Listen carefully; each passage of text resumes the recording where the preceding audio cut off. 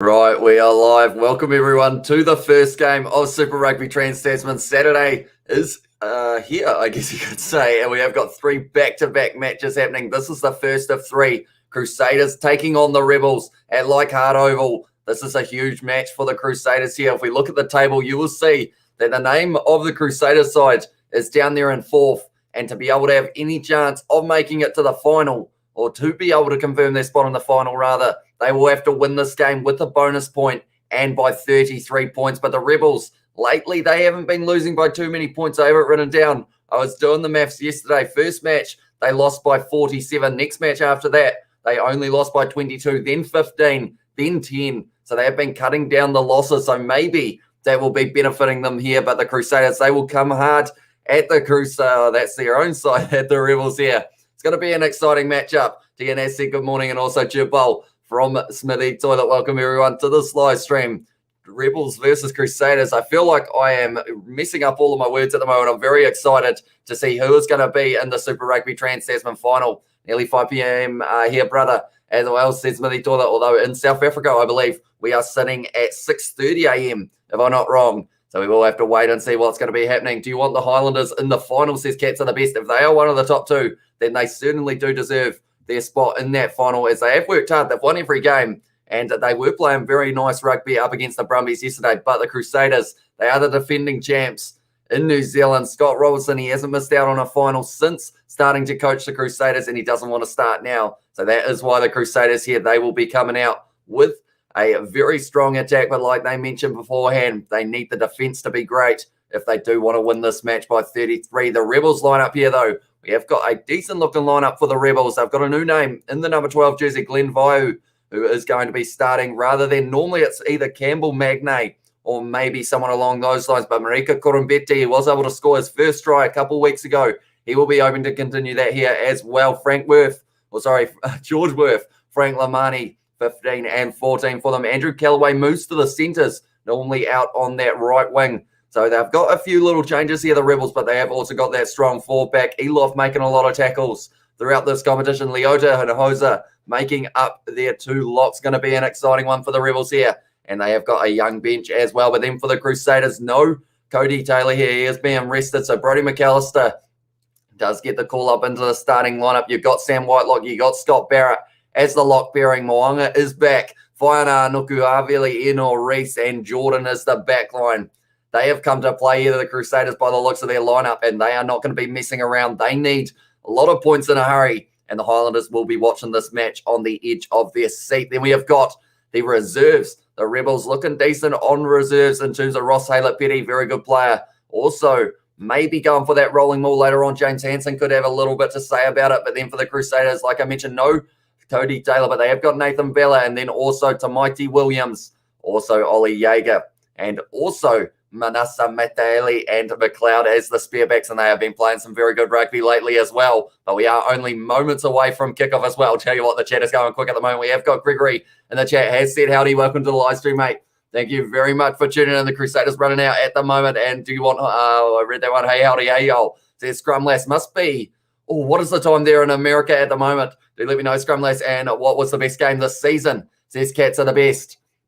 If you're talking about attack, the match between the Hurricanes and the Waratahs, even though it was not great defense, a lot of tries being scored. And I feel like for someone coming into the game to watch that one, they would get very entertained purely because of the fact that it is just the fact that, it was a lot of tries. But then also, there's been a couple dark horse matches. I feel like there was one at about round 3 that I really enjoyed that I can't think of off the top of my head, but I will get back to you on that one as well. The Rebels walking out now onto a Leichhardt Oval. Everyone's got, hey, mate, I'm ready for this game. How's you as well, says Scrumlass. And also, so I've done my calculations correct. The Crusaders need a bonus point and a points differential of 33. They do indeed. And for them to be able to do that, they will have to beat this Crusaders side, beat this Rebels side by quite a few points. You got to look at the fact that the last 3 weeks, 47 was the difference in their points differential in the game against the Blues. The first week when they lost 50-3, it was pretty rough for them. But then from there, cut it down to 22, then down to 15, now down to 10 were their last 3 matches for points differential. So they're getting closer to a win.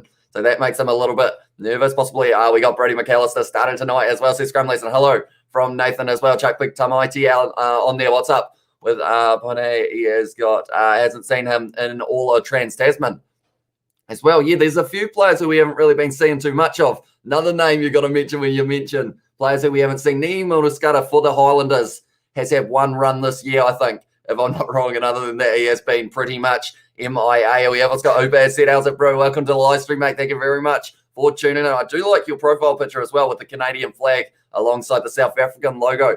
Looks very nice indeed. Well, the South African flag logo, I should mention. But now Richie Mo'unga is going to be kicking off this one for the Crusaders. Looks like a beautiful afternoon there. And like a lot of shadows on the field, maybe play factor taken nicely there by Hosier.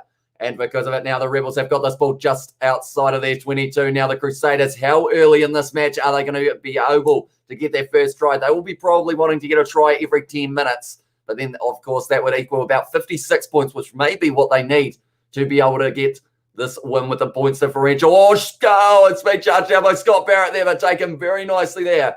And they have cleaned up very nicely there, Carter Gordon. Tell you what, that was a bit of pressure, but it's pop free now. And it's going to be in the hands of the Crusaders. Mitch Drummond now looking for a bit of a backline. Will Jordan, 30 metres out from the line, running sideways. Little offline. Mo'unga sells the dummy. And he's through the gap. Richie Mo'unga with a step. Wasn't quite able to link up, though. And the Crusaders have still got this ball 15 metres out. It goes. Will Jordan sells a bit of a dummy, cuts on the inside. And the Crusaders have come to play very early in this match, that is for sure. Now it's going to be Drummond going to the right.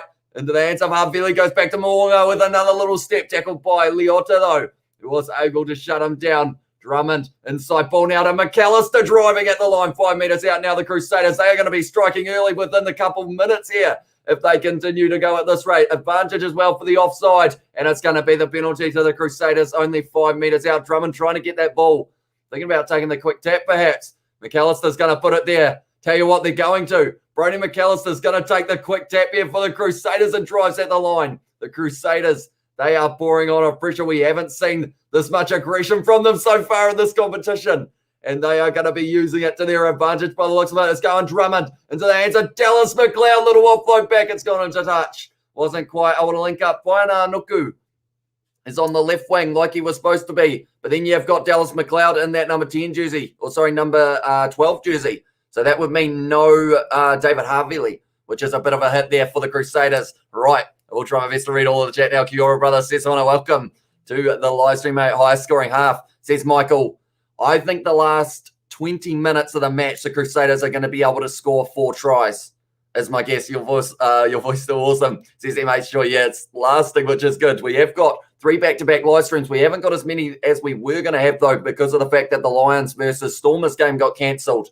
So the first Rainbow Cup South Africa and only Rainbow Cup game will be the one that will be happening a little bit later on at 4:15 a.m. We have also got there, be right back, Kizzy, as well. What was the best Highlanders game? Says Cats are the best. I think the performance against the Waratahs in the second half of last round was extremely impressive from them. They were able to pour on the points, and at the end of the day, that is what has got them into the position they're in at the moment because of that great performance, winning that game by quite a few points. But Leota already getting some strapping at this stage on his head. This game's going to be a physical one between these two sides because both of these teams, they want to prove a point. Hosier ended up a bit of friendly fire from Nazarani. That's going to cut you open every day of the week.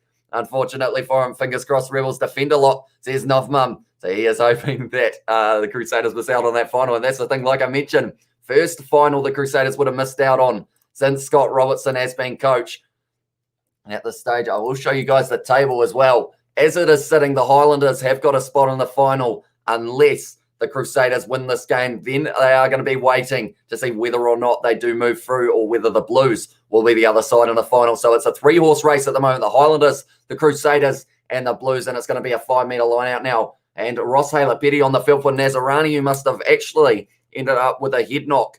He did headbutt someone, but I thought he would have been all right after it. He seems, tell you what, that's been stolen for the Crusaders, and we'll get back to that in a very short moment. Now it's going to be Drummond going away to the right-hand side. Fittle, come on. Douglas runs away. He's going to be on his back, though. And they have managed to get that ball short.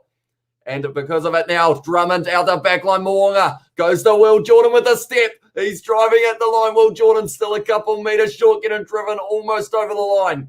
Now they've got the advantage once again. Drummond looking for the option. Sells the dummy, goes himself. And it's a try to the Crusaders with the advantage. 2 minutes 40 in. We knew they were going to be aggressive, but that is another level there, right? Mitchell Drummond picks up the first try of this match, and it didn't take them very long at all there, the Crusaders. We'll quickly write that one down. 4 minutes, sorry, it's 3 minutes into this one. Will Jordan getting very close to the line, but then from there, Drummond, and tell you what, you could kind of tell he was going to go himself, sold the dummy to Ethan Blackadder, and then from there, he was able to get this. Now, Richie Mo'unga, he's going to have a good day with the kicking tee because every point counts in this matchup. But Mitch Drummond scoring the first try of this one and the third try time. Says Smithy Doyle, I love your streams. Says Cats are the best. Thank you very much, mate. And also half awake here. I need some Sata tries to wake me up, says on it. And that would have been a very good one to start the day. That is for sure, Coach Evs. And your scoreboard has an update. I will quickly get it to refresh so that it does get up to date. We will go like this. And hopefully from there, are we good? Yes, we are. And they were able to convert that one as well. So now it's going to be 7-0 to the Crusaders. And tell you what, I would not want to be a Highlanders player at this stage because you would be sitting on the edge of your seat. Your heart would be racing when you see a try that early in this match. Makes you feel maybe a little bit nervous for what's to come, but taken by Sevu Reece. But that's one thing we've seen from the Rebels so far in this match. They've been under all sorts of pressure, but they have been able to create a bit of pressure themselves with Mo'unga. Straight through the gap once again. Fires it out to Will Jordan. What pace that man has. He's backed himself. Will Jordan, he's going all the way. And the Crusaders score in the fourth as well. And that is some incredible attack from the 22. They just booked it to the line there. Mo'unga and Jordan linking up. And what a great try that was for the Crusaders. I only just updated my scoreboard. Going to have to do it again. It was Sione Avili. Went back to Mo'unga. And then from there, through the gap between Powell and Callaway. Went on the outside of Will Jordan. Backed his pace. Round George Worth. And they weren't able to catch him. Will Jordan scores. Right, we will write that one down as well. Feel like I'm going to run out of space on my try scorers list at this stage. But in the 4th minute now, Will Jordan scores a try. 2 tries in the first 5 minutes for the Crusaders. They have come to play. And I would not want to be a Highlanders player at this stage. No, why? As well, says Cats are the best. Yeah, it's going to be interesting that they need to slow down this momentum here, the Rebels, or else the Crusaders are going to be making their way all the way to the final. And if they keep this up, then maybe with the points differential, they might have a home final, depending on whether or not the Blues get the bonus point. But of course, we're still only 5 minutes into this match. We're very early in this one, but already 14-0 to the Crusaders here. What a win for the Hurricanes as well. Says Henry Samuel, they did do well up against the Red side, who were fighting in that match hard, but just not quite able to get it done in the end. Tell us the Highlanders situation, please, says Jake. Okay, I will show the table here. So at this stage, the Highlanders are sitting maybe in the final. Oh, it's gone out on the full from the Rebels. That's not what they want. But at this stage, so pretty much if the Crusaders win this match by 33 points or more and get the bonus point for being 3 or more tries ahead, that will mean they move into the final. And at that stage, it will either be the Crusaders versus the Highlanders, or if the Blues win, then the Highlanders drop down to 3rd. So it's not the best position to be in for the Highlanders at the moment, but depending on whether or not the Crusaders can win this one by 33 points will determine whether or not they will be in the final as well. And we haven't got, can you update your scoreboard as well from Carlos? I cannot really help it. Unfortunately, it is just one off Google, so I just have to wait for it to go as well. Sorry. And we have also got there to Crusaders need 33 with a win with a bonus point, says Paulie B. They do indeed. And also, hi, bro. It's Ryan. Welcome to the live stream, mate. Thank you very much for tuning in. And also, Blues Status Finals, says Music Kiwi. We need Robertson as the coach. Mo'unga would be a little confident with it, similar with Cleary for Origin. Needs to be familiar with the surroundings as well, says Smithy Toilet. And also, it is now going to be the scrum for the Crusaders on the halfway line. And we have also got 96-7 final score, says Music Kiwi. And also nothing's going right for the Rebels. Yeah, and at this stage, it's going to be tough for them because they know that the Crusaders have come to play. They want to get a huge amount of points. And that's a great scrum from the Crusaders. And that's going to be an advantage for them as well. Nick Berry is the referee, and it's a straight penalty to the Crusaders. And they will be kicking for the corner once again. 14 points in 6 minutes. Love it as well, says Scrum Lass. And 72-0 final score. Magic Mo'unga Wolf with a hat-trick as well. Says Smithy Toy. He's done it once this year in Super Rugby Trans-Tasman. Perhaps he will be able to do it again here. And we have also got there, what about the Highlanders game against the Brumbies as well, says Jet Lees. Is that for the, what about the Highlanders game against the Brumbies? As in last night, as in how did it go? Or in that regard? Because I know that the Highlanders won it with a bonus point, 33 points to the 12 of the Brumbies. So because of it, that gave them the 5, which is why the Crusaders are just steaming at the line every time they get the ball on the 22. It's McAllister charging at the line. Little offload now. Drummond goes to Moonga. Little kick in behind. Little bit risky, and it's gone too far. And because of it now, it's going to be going back, and it will be either a 22 dropout for the Rebels, or they will have the option of a scrum. We've also got their dominator, that scrum as well. Says Smithy Toilet. Yeah, it's going to be an interesting one. Only 8 kgs difference in the forward packs. Tell us the Highlanders situation, please, says Jake Lacey. I did mention it just before, but it's pretty much if the Highlanders at this stage, if the Crusaders can beat this side by 33 points and the Blues win, the Highlanders are knocked out of the final. But if the Crusaders don't win this game by 33 points, then the Blues, it will all be on the Blues. We'll have to wait and see whether or not the Highlanders will be in there. But at this stage, if the Crusaders go at this pace, the Highlanders unfortunately may miss out, which is a bit of a shame. McAllister goes back to Moonga, and now it's going to be McLeod, fires the white ball to Sione Avili, stepping on the inside, trying to shunt off Conan Betty. Well, actually, it was Frank Lomani there. Now it's going to be in the hands of McAllister. He's dropped the ball, and it's an advantage, and it's going to be the scrum feed for the Rebels. So at this stage, the Crusaders, they have got plenty of pace on that field. And that's the thing. One thing you know about the Crusaders is they are going to pour it up in the last 20 no matter what. So that is why it's going to be very tough for the Rebels. They've got to make sure they don't give them too much of a lead early, or else they will just build on that. But so far, carries 14 for the Crusaders, 3 for the Rebels, and 1 meter carried for the Rebels, 102 for the Crusaders. Huge difference there. Briscoe's with my wife saved me. Why don't these women understand when the rugby is on? Leave me alone as well, says Marco for the polar bear. So are you sitting in Briscoe's with some headphones on, Johnny? Just listening along. But at this stage, 14-0 to the Crusaders. Very impressive.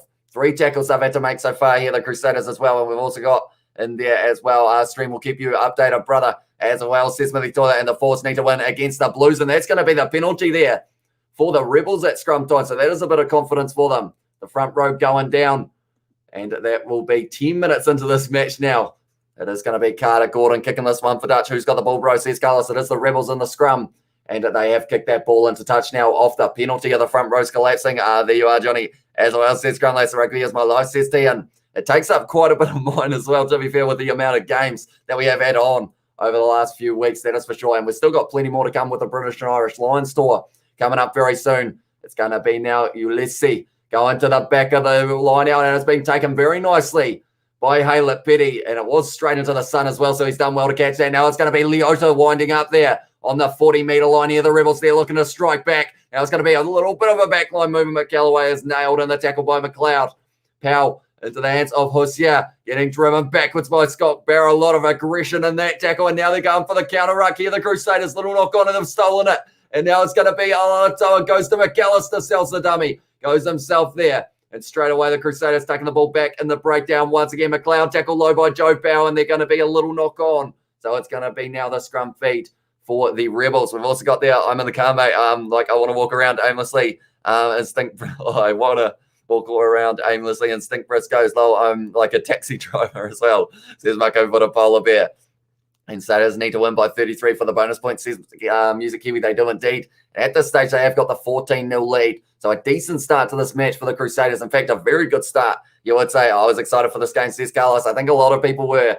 Definitely, maybe the Highlanders fans weren't as excited for it because of the fact that this could be the game that decides whether or not they make it to the final. And it is sad that if they were to miss out, because they have played very well throughout the season, the Highlanders, but there is still a chance that the Crusaders win this game, no matter how much they win it by. If the Highlanders, because they're sitting on 23 points, it would all come down to the Blues. So we've got to wait and see whether or not the Blues are going to be able to get the win over the Western Force, who have also been playing some very good rugby lately. That is a great push from the Crusaders, but it is going to be now a little backline. Lamani selling the dummy 40 metres out from the Crusaders line now. Now it's going to be in the hands of the captain, John O'Well's little knock on. No, not quite. Now it's going to be Carter Gordon, who has tackled low. And a great low tackle by Fetal Kamakama Douglas. Eloff now driving at the line.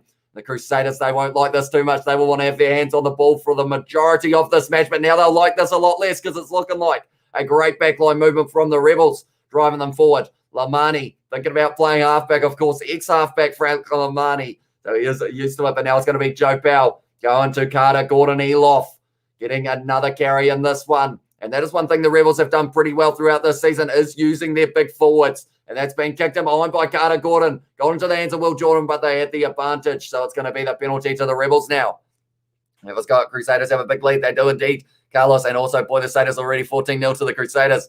As well, says Jet Lees. And also, we have got, and there, Aaron Smith should have asked the Rebels if he could play for them this weekend. As well, says Joe Bro. Tell you what, he had a very good game up against the Brumbies, scoring 2 tries. And I believe they said it was the first time he scored a try on Aussie soil in over 5 years. And he was able to get 2 of them. Also set up a couple of tries for his side as well. And now maybe he's done enough to get them into the final, but we'll have to wait and see. I forgot the Gales scrum, that's my bad as well. There's on it. And also we have got Go Crusaders, go boys. It says T and take off McLeod. Clearly doesn't want to win by 70, although he wasn't actually in the starting lineup to start with. It was supposed to be Havili. So I'm not too sure what happened to David Havili, but yeah, it is going to be Dallas McLeod. And that will mean I'm not too sure who they've got on the bench now, but we will have to wait and see. Haylett Petty taking that one at the front of the rolling ball for the Rebels. Now they're going to use their back line. Frank Lamani takes it, but straight over the ball is Havili. Not quite able to claim that one. Dallas McLeod, I'll tell you what, that's not good. Dallas McLeod is sleeping at the moment, so you may have just gotten your wish there. But now it's going to be an inside ball, and Osier scores a try for the Rebels. And 14 minutes, and now they fight back. But whoever said about take off McLeod, Smithy thought that he is knocked unconscious at the moment, so I don't think he's going to be continuing this match. But that is going to be the try to the Rebels. It's not looking good for Dallas McLeod there, unfortunately for him. And that will mean that whoever's on the bench now will definitely get a chance to get a little bit of a run round. But Trevor Hosier getting over the line for the Rebels there. Just the big forwards, like I mentioned, being something that the Rebels have used very nicely throughout this season. And because of it, it means that now they are on the score sheet. So now that lead of the Crusaders is only 7 points after 15. The fight from the Rebels, it's not over yet. And this match is a long way from finish, that is for sure. But I will type that in. Trevor Hosier was able to score the try for the Rebels. And that will give a little bit more confidence to the Highlander supporters as well. And we have got there from Birdie, welcome into the live stream, going for the Satyrs by 10. So that would be 23 short of what they need if that was the case as well. And we have also got there in the chat the sound, or the Rebels sound off play, or should have played at Amy Park in Melbourne against the Crusaders as well, says Jet Lees. I think there are still travel restrictions, if I'm not wrong, for Melbourne, but I could be wrong in that regard. Try time, says Music Kiwi, as the Rebels got the ball, bro. They did indeed. And yeah, Dallas McLeod hit on the wrong side of Frank Lamani, and he got knocked unconscious badly there, Dallas McLeod. And unfortunately, that's going to be the end of his night, or his afternoon more than likely. The way that he fell down, it looks like it could be nighttime before they get him back up. But at this stage, he has been rolled straight onto his back, and I think he's going to be stretched off the field as well. And we have got greetings from the West Pacific 10 North Pocket Wi-Fi up in Coconut Tree as well, says Aaron. Welcome in to the live stream, mate. Thank you very much for tuning in. Dallas McLeod, he is getting up, but he will have to go off for at least an HIA, so we will find out who was on that bench a lot earlier than anticipated. Now, how did that happen? He ended up doing the tackle on Frank Lamani, hit on the wrong side, and ended up knocking himself out. Crusaders by 40 plus, says Smithy Toilet as well. And we have also got there in there, hey mate, how do you do? To Bertie, and also I've watched it. I'm also watching it on TV made by Sony as well, says Jet Li. Very good TV company indeed. Sponsor us, Sony, if you are watching. You know, we watch sport and we like TVs. Good combo. We've got they'll rain it down in the last 10 minutes of the first half. Yeah, it's one of those ones, the Crusaders, they're known for finishing matches strong, but also they've been going pretty decently at the end of the first half, like you mentioned. And if they get that little bit more confidence, I think at the end of this first half, as the Crusaders are leading by 15, they will back themselves to be able to get that 33. And at this stage, they are leading by 7. But Dallas McLeod, he is going to be coming off the field, not on the stretcher, luckily, which is good news for him, but he will be getting an HIA at the least. So now we will get to see who is going to be on the bench for the Crusaders, because he will be making his way out onto the field. They may actually go with Mataeli, if I'm not wrong. Depending on how they go, maybe they go Mataeli and then combine him with maybe moving Whainā Nuku into the centres. But Marika Korombete claiming that kickoff there for the Rebels. They are 40 metres out from their own line. Stolen almost by the Crusaders, but taken back. And Elof was able to hang on to that one. And so far, the Crusaders in the breakdown have been pretty lethal. That one is a nice little almost pass, but it was a little lock on in the end by the Rebels, and now it's going to be the scrum feed for the Crusaders. Yo, brother, as well, says Maxie. Let's go, Satyrs. Tell you what, mate, it started at an incredible pace so far. At this stage, the Crusaders scoring 2 tries in the first 5 minutes. Mitchell Drummond and also It was the man in the number 15 jersey, Will Jordan. And then Trevor Hosier fighting back a little bit, though. Do let me know your score prediction in this one, Maxi. Do let me know. And we have also got there, Melbourne is in the CCP crosshairs. Could be like this for a while as well. And at this stage, I'm trying to find who they have put on the field, replacing the man in the number 12 jersey, Dallas McLeod. Because originally, like I mentioned, it was going to be David Havili starting, but then it became Dallas McLeod, who just got knocked out. So he is off the field. So it's either going to be Manasa Mataele or the man who would be Dallas McLeod on my score sheet. But it's not, I believe it is Mataele, and he has moved to the left wing side. So I would think Whainānuku has moved to the centres here. Now it's going to be Moonga off the back of the scrum, goes to Braden Enoa, who does drive forward. Joe Bell straight on the ball, but losing his footing. Now it's going to be around the side there. And it was going to be Severe's little offload to Drummond now. Goes to Douglas, 30 metres out from the line at the moment. The Crusaders, Drummond going cross-field into the hands of Ethan Blackadder, tackled hard by Elof, who is a physical man, but it was a high tackle, so now it's going to be the advantage. Alatoa goes back to Whainānuku, who is piercing the gap, but he has been tackled well by Leota.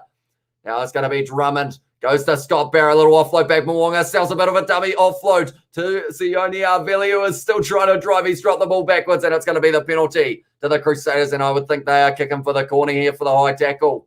I don't think they'll want 3-pointers because they need to make sure that they win this match and also win it by 3 or more tries as well. We have what's got there in the chat how many MLR or so many MLR matches this weekend too. It's Rugmid. Is that a Megalodon? Rug Megalodon? I'm not too sure. Megadon. I'm not too sure. I feel like I've said that terribly. Sharks and Bulls game prediction, says Michael. I feel like the Bulls might be able to edge it, unfortunately for the Sharks, just purely because of the fact that they won the last game by quite a few points. But then saying that, the Sharks can turn it up in the right moments, and maybe this is the moment that they need. So I'm going to say either the Sharks will win by only a few points and not end up in first place after the match, or the Bulls will be able to win it. Those are my 2 predictions. But also the Lions Stormers game was cancelled. I did see, which is unfortunate. That was due to a couple cases in the Lions camp. And now it's going to be an answer. Fetu Kamokomo Douglas on the 22. Drummond goes to Moonga. Wide ball. Quick hands from Will Jordan out to Manasa Mataele. Only just come on the field. Threw the ball back on the inside. It's going to be the try. And Leicester Whainānuku scores it. They're going to check up at Mitchell. Drummond with the quick hands. Manasa Mataele only been out there for a couple minutes, already having an impact there. And he was able to score it for the Crusaders. We'll add that to the list, I should say. Now, Leicester Whainānuku, I enjoy watching him play. I don't enjoy the fact that his name is quite a few letters because of the fact that it does make the amount of typing that I can do on the thingamabob very slim because I've only got 200 characters, but that was well done. Manasa Mataele with the fend on Lamani, throws it back on the inside, hopes to find someone, finds Drummond, who is very close to the touchline. But then from there was able to offload it on the inside into the hands of Whainānuku. They may check Drummond's feet here just to make sure that he wasn't in touch. Nah, he's done beautifully there, Mitchell Drummond, and Leicester Whainānuku was able to score the try. There we go. Leicester Whainānuku scoring this one in the 19th minute of this match. And because of it now, they are on fire, the Crusaders, and they're back to the points differential of 14. We have also got there, as Harvon brother of Rebels sound like they are up for the game, says Maxi. And like they are mentioned on commentary, all it takes is one moment of brilliance from the Crusaders to just well and truly swing the momentum in their favour. But Moonga not able to swing that ball to go between the posts. So it's going to be only a 12-point lead at the moment for the Crusaders in this one. Try time for people as well. And also Bulls by 7 is the guess as well. Who will be defeating the Crusaders out of all the club teams? Says Smithy Toilet, that's a hard one. To be fair, I don't think many of them would have much of a chance. Definitely not if they're playing like this. I see Matt Tamua is on the sideline talking at the moment. That is why the man Glenn Vaihu is going to be in that number 12 jersey rather than Matt Tamua. But Fetu Kamokomo Douglas claims that ball for the Crusaders inside of the 22. I will try my best to read all of the chat in a very short moment once we have a stoppage, which could be very soon because Scott Barrett is running up the middle of the field. Little offload to Richie Moonga. And he has been shut down. He's got men on the outside. Offloads it to Whainānuku. One more. Will Jordan. The counter-attack is strong with the Crusaders once again going 80 metres. And they've been told to get back a little bit there. The Rebels 10 metres out. Sione Arveli now driving forward. They're getting closer and closer to the try line. Ethan Blackadder running extremely hard at the line. but a great tackle on him going short side now. Mataele takes that one like a diving slip catch in cricket, and he was able to claim that one. But they're up to 5 phases so far. The Crusaders already probably owing around 300 running meters in this match, which is more than some teams have in a full match, but now it's going to be Dallas McLeod. They've got the advantage as well for offside, so the Rebels are going to have to be careful. That's a white ball out to Severeese, and he scored the try now. And it's another try to the Crusaders. Write it down. Severeese has been able to score it. Everyone is getting a piece for the Crusaders at the moment. 21 minutes gone, and they are well and truly pouring it on here, the Crusaders. And at this stage, it sounds bad, but if they keep on playing the way they are, they're going to get a home final. I feel like the Blues will need that bonus point if they do want a chance of being able to do so, because it's going to be tough because the way the Crusaders are going, we're only 20-something minutes into this match, and they have already scored 4 tries. In this one, okay, maybe I need to say this by 20 as well, says Betty. And going to go make a coffee, says Scrum. That's right. I did miss a few messages a little bit earlier on. White ball from Mo'unga. He is playing very well. And from that, you can kind of tell that the Crusaders are going to have a decent game when Mo'unga is in form. The other sides are in trouble. Come on, Rebels, says Music Kiwi as well. And also we have got there watching from Suva Fiji. Go Crusaders as well. From Bernadetta, and also we have got Nakanelli. Hopefully I pronounced that correctly. Has said, can we watch the game? Unfortunately, due to licensing, I'm unable to show any footage. I am very sorry about that, but the best places to watch it is either Rugby Pass, Sky Go, Stan Sport, or the highlights on YouTube are uploaded about 30 minutes after the game, and there will be a lot of them for this match because at this stage already 4 tries for the Crusaders. 2 from 3 for Richie Mo'unga, and he is going to be hoping that he can get this one over as well. Tough kicks like they are saying, but he's nailed that one now. He's feeling the form, feeling the rhythm. Richie Mo'unga, the score now, 26 to the Crusaders, 7 to the Rebels. So at this stage, the points differential is 19, and they have got that bonus point. 2 more converted tries would put them that 33 ahead that they need. And then from there, they've just got to hang on. Richie Mo'unga and Severeese, 2 very happy men at the moment. Rebels, not so much. And they are going to be kicking off once again. They knew that the Crusaders were going to come out firing. That is exactly what they've done. Whitelock taking that one. Now, anytime the Crusaders have been in the 22, they haven't kicked this ball. They have been just well and truly running for it. It's going to be in the hands of George Bauer now driving forward. It is a risky strategy, of course, because of the fact, okay, now they're going to kick it. Richie Mo'unga kicks it, and mine kicks it into touch. And they well and truly made me eat my words there. And we always got to feel sorry for the Highlanders, says Rio Gamey. You do indeed. They had a great season. The Highlanders, I will show the table once again. And at this stage, if it stands the way that it is, the Highlanders will still be in first, but the Crusaders will be in second due to points differential. They are actually showing a live letter on the rugby at the moment as well, but it's in the hands of Nazarani now for the Rebels, 40 metres out from the line. That one was almost stolen by the Crusaders, but not quite able to get that one. I will quickly explain that table a little bit later on. Looking good, says Maxi R. Indeed, now it's going to be in the hands a little bit high from Braden Enor, I think, but Whitelock going to be trying to rip that ball away, and he is. No, it's fine. Anuku was able to get it for the Crusaders in the end, and they have taken this one back straight away once again. Drummond kicks it in behind now. Found a lot of space back there. Joe Bell's going to have to take it, but it's an awkward bouncing one, and it's a little knock on. And because of it now, that ball didn't like him one bit there. Joe Bell just kept on almost going in circles to try and avoid him. But now it is going to be the scrum feed for the Crusaders, 25 out from the Rebels line. Once again, Mo'unga again, he's unbelievable. Says Smithy Dula, he's playing very well. And we have also got there from Rio Gamer, though, there is still just that slightest chance. If the Crusaders win this match by a lot, if the Blues lose their match, then the Highlanders will go through to the final, and it will be a Southern derby, and it will be a home game for the Crusaders if that is the case. 27 likes, smash that like button and subscribe. If you are new, says Betty, if you haven't already, be sure to hit that subscribe button. 30 likes.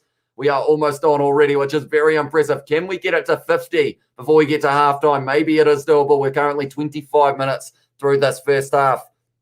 At this stage now, it's going to be the scrum feed for the Crusaders. 25 out. They will be looking for a set piece here to try and work their way all the way to the try line once again for the 5th time in this match, because that's the thing. The bonus point at this stage, they have got it, but if the Rebels score once, then that takes away the bonus point. That's a good push from the Rebels, and it is going to be the penalty because of it to them.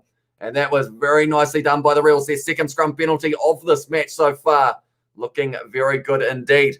Ever's got what? If Blues and Crusaders win, says Marika. If the Blues and Crusaders win, if the Crusaders have won it by more than 33 points and have the bonus point, then it will be Blues versus Crusaders in the final.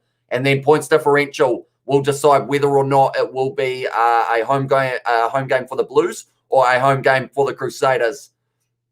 Yeah, we will have to wait and see, though. It's going to be a very interesting next couple of games. The game straight after this one is going to be the Western Force versus the Blues, so we will find out in that case whether or not the Blues will also be in the final and whose home final it will be. That one is claimed now by the Rebels. They don't look like they're giving up, though. Nazarani now it was driving forward, and it was a very nice run indeed just outside of the 22. Now the Rebels, Carter Gordon slinks the long ball, almost intercepted by Will Jordan. They're trying to decide whether or not it was a deliberate knockdown. And at this stage, that would be a harsh yellow card to give because he was almost able to claim that one. Will Jordan went up with the one hand, though, so that could be his downfall. We've also got there, and I want the Highlanders Crusaders as the final. Says our game of the Force are a good side. Be careful, Blues. As well says if he's saying, hopefully I pronounced that correctly. I've probably got it wrong, though, unfortunately. And we've also got to power off getting smashed in the scrum as well. And they have got Tamaiti Williams on the bench and Ollie Jaeger as their two options. And that one, Carter Gordon. He was trying to get it. They are saying that it would be harsh to call it a yellow card, I think, because of the fact he almost got that one, Will Jordan, but he just decides to catch it or tries to catch it with one hand. We're going to have to wait and see, though. What are they going to decide here? Is it going to be a yellow card for Will Jordan for a deliberate knockdown? If so, big moment in this match. Yep, it is. It's going to be a yellow card against Will Jordan.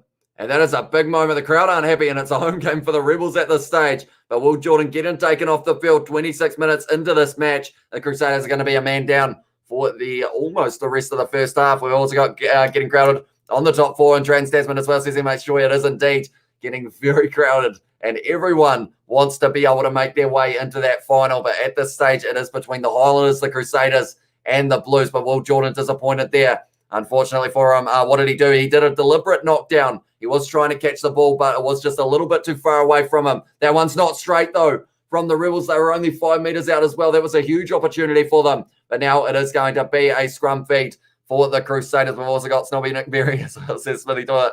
And also we have got the yellow card on playing a game called Football Manager on the Xbox as well, says Henry Samuel. And we have got looking at the other deliberate knockdowns, penalties this season. It makes sense. Yeah, I think he needed to go at it with two hands if he wanted to guarantee that they weren't going to be too harsh for him. But like they are saying, he did come back from a very far way to try and catch it. And it was a big stretch. And they did have Marika Korombetti on the outside as well. We have also got there as well, Aussie commentating being biased against this Smithy Toilet.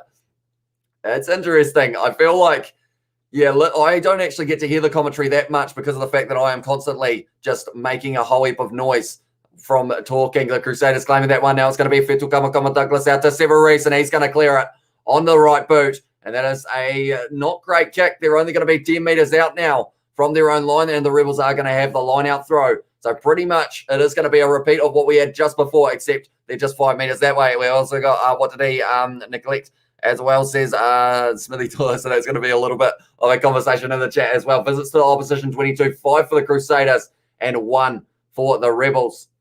And at this stage, they are having a little bit of a meeting, trying to decide what the plan is here for the Rebels. They need to get back on the scoring sheet very soon. And we will have to wait and see whether or not they will be able to do so. They have gone to the back there, almost overthrown, but taken nicely by Hosea. And now it's going to be Nizarani. He always runs hard with the ball, only 5 meters out now for the Rebels. Joe Bell is going to be going short side into the hands of Ulesi, who is also getting driven backwards in the tackle. Hosea now driving at the line of the Crusaders. If the Crusaders can defend us, they would love it. But Joe Bell sells the dummy, almost goes himself. And he is only a meter short around the side. Let's see. Where is the ball at the moment? Elof going around the side. Dives. I think he threw it at the line. Did he throw it at the line? Or did he get it down there, Elof? Was he able to put this one down? Oh, it wasn't even Elof. It was, I believe, actually Richard Hardwick who did try and get that one down. Was he short or was it a knock-on? We'll have to wait and see. We almost got what has been the worst team in this competition, says Henry Samuel. I mean, looking at the table, you'd say, I feel bad for saying it, but the Rebels or the Waratahs, of course, they're both sitting on 0 points, but they haven't been playing terribly at times. Like the Rebels have had some very good moments. Oh, no, he's lost that one. Big moment there for Elof. Not quite able to get that one down. Yeah, it was Elof. I'm not sure why they were showing Richard Hardwick. When he was coming back up, I thought it was Elof at the time, but it is going to be a 5-meter scrum to the Crusaders once again. And one thing is for sure, they will not be probably giving this ball to Severis unless it's a backline movement for this next kick. Elof looking like he's got a pretty busted up nose at the moment by the looks of it. But I would say, like the Waratahs, they've had their moments. They've been scoring quite a few points up against these New Zealand sides. It has just been the defence letting them down. And also, I'd say the Rebels, they're kind of the same. Their attack and their scrum is actually very strong for the amount of points they have on the board, but they just haven't quite been able to get over the line when it has mattered, unfortunately, for them, or stop the other side from getting over the line from the buzzer Fiji. As a diehard status fan, I feel for the Hurricanes. If my team can give the Landers the chance to march into the finals, as well, says KC. And that's the thing, we could have a Southern derby. It could be the Crusaders taking on the Highlanders if the Western Force are able to beat the Blues, which is going to be a little bit later on to see whether or not that is going to be the case. Just a heads up, mate, load shedding at 5 this afternoon in some areas in South Africa. That would almost be, what time does the Bulls versus Sharks game start in South Africa? Is it 6:15 or somewhere around there? Do let me know, because I feel like that is a bit of a shame if it is during that game that they have decided that they will be turning it off. But I guess maybe they don't look at the rugby schedule when they are organising it. But now the Crusaders with the scrum 5 metres out from their line, trying to go for the big push. Vettel, come on, Douglas, now off the back, running it himself to just hit that ball up. Now it's going to be out to Moonga. Goes now to Leicester. Fine. Nuku not quite able to find the offload, and because of it, Marika Korompeti straight over the ball. It's going to be Severese, though. He played himself as... Oh, he's been taken out there. He didn't change his line, though, the Rebels player, so that will be possibly allowed. Now it's going to be in the hands of Lomani. It's a counter-attack for the Rebels. Kicked it in behind with a grubber, and it is going just inside of the 22. Right. It isn't going to be a penalty for Severese. I feel like they decided that he didn't decide to change his line here. But Severese, the ball popped out the side and he was gone, Severese. And then he does the kick in behind and then runs straight at the guy, does the big flail in the air. Like, that reminded me of the one that he got suplexed by Kurt Eklund. And yeah, he just ended up running straight at George Worth there. That one's almost been stolen. And it has been. Now it's going to be Elof who's got the ball in hand. Almost ripped away, but now it is going to be in the hands of the Rebels inside of the 22. And once again, they are on hot attack. It's going to be Powell. Onto the 22 line, goes to Hardwick now with one of his first carries of this match. Goes back to Joe Powell. First receiver is Vaihu in the number 12 jersey, replacing Matt Tamua for this match. Now it's going to be Leota driving forward for the Rebels once again. They want some phase play here, and they want to get over the line. Nazarani decides not to take it. Now it's going to be Carter Gordon falling over, but he does manage to get the pass away. And now George Worth is nailed in a tackle by Sione Arveli. Still on the 22 up to 6 phases now. Nazarani having another carry. He's already had about 5 or 10 in this match so far. Gordon goes to Leota now. They are slowly getting driven backwards here. Ball popping out the side. Joe Bell takes it. Now it's going to be Lomani with a bit of a step tackle. Low by Fetu. Kamo Douglas. Straight on the ball. The Crusaders are going to be able to steal this one. Yes, they have. Mwanga. It wasn't the best pass, but it's going to be the penalty to the Rebels now. And I believe it was for the player possibly leaving feet.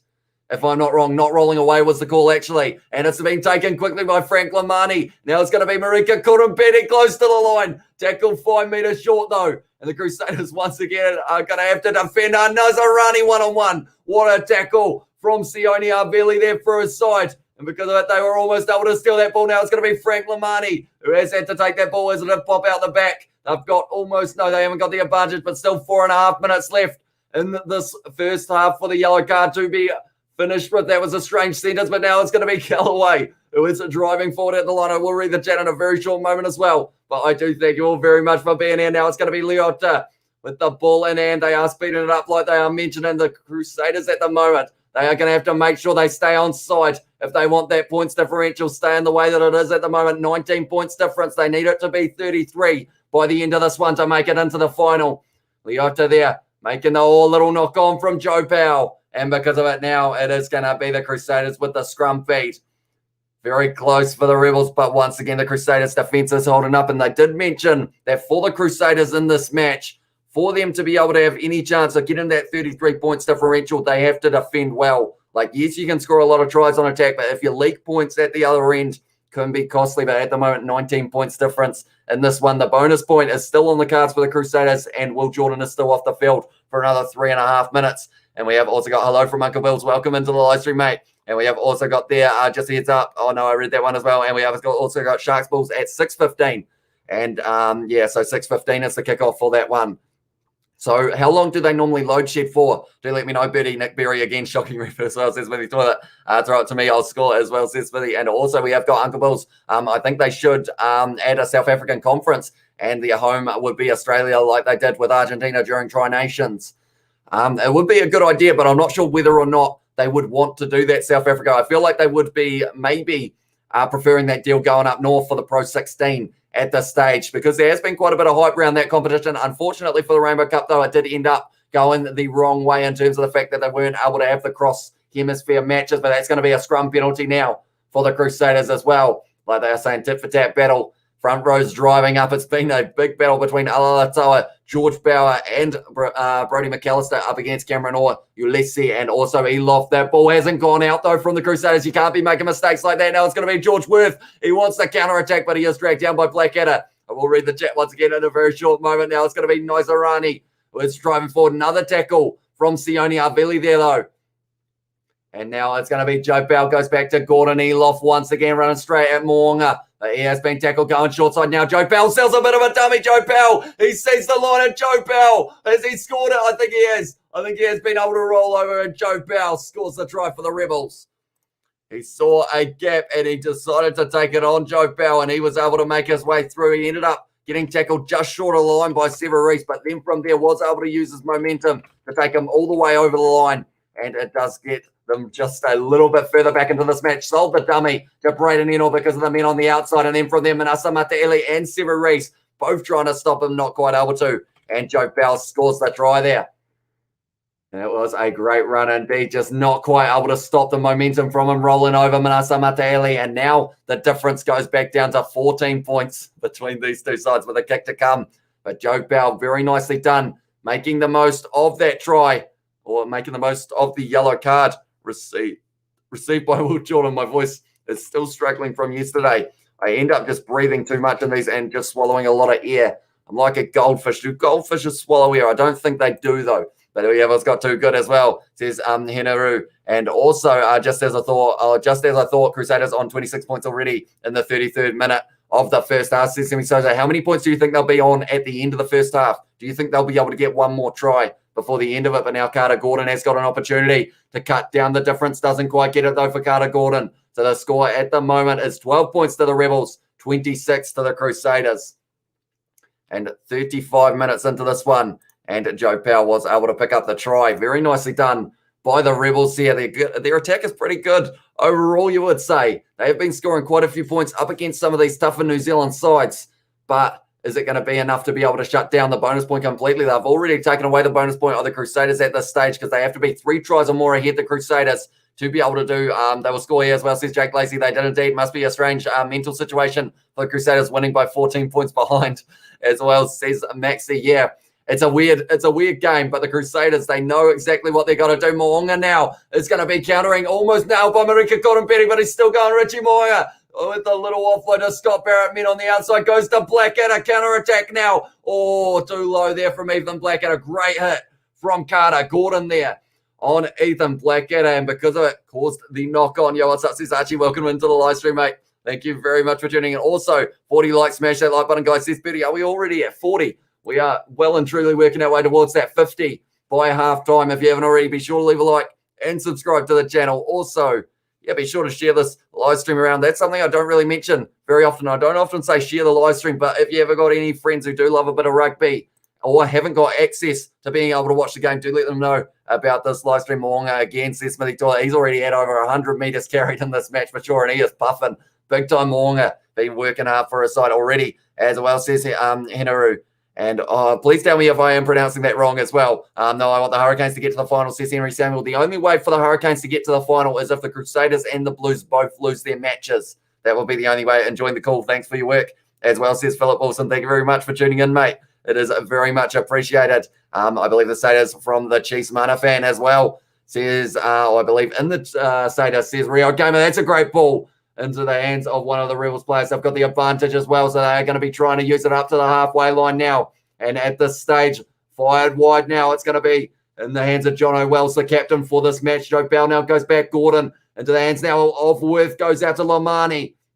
It's been tackled on the halfway line. Will Jordan back out on the field now, but they are going back for the penalty or the original scrum penalty, I believe it was. Bonjour, says Neymar. Welcome into the live stream, mate. Thank you very much for tuning in. We've got quite a few people here for this live stream. I wasn't expecting as many as we have got, so I do thank you all very much for being here. And we have still got 2 more matches today. The next match will be between the Blues and the Western Force at Eden Park, 7:05 p.m. New Zealand time kickoff.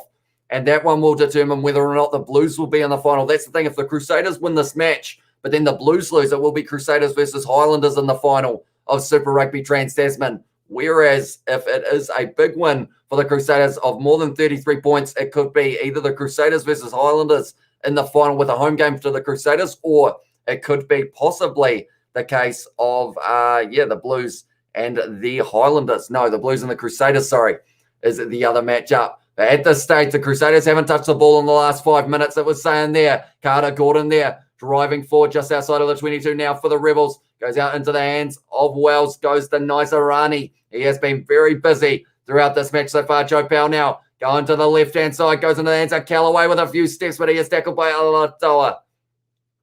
Dragged down there now. It's going to be in the hands of Hosea. What a low tackle that is from Sione Arveli. He's been extremely busy as well, and he has made another tackle now on Naisarani. At this stage, they're inside of the 22, 1 minute left in this first half. The Rebels looking like they want to score again, and it's going to be Cameron Orr, who was trying to find a little offload, not quite able to in the end.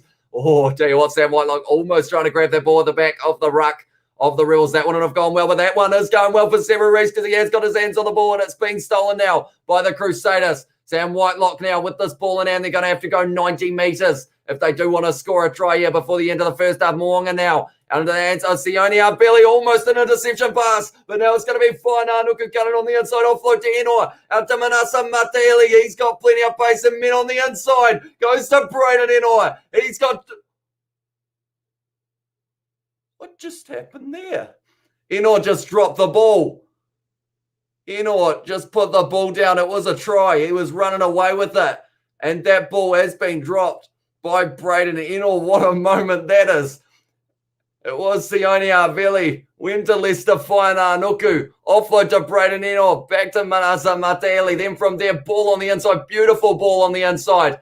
Brayden Enor had it in one hand, then it just fumbled. It just came out of the hands. That is a moment and a half in this one, that is for sure. And unfortunately for him, you would really hope that's not going to be the difference in this match. So every area will get 2 hours of load shedding as well. I'm guessing Rebels will be in it for 60 minutes. As I said, Sammy Sosa before the Crusaders put them away for good. And also 30 points, says Neymar for the Crusaders as well. Everyone's got there 33 to win by for a chance of the finals, kind of.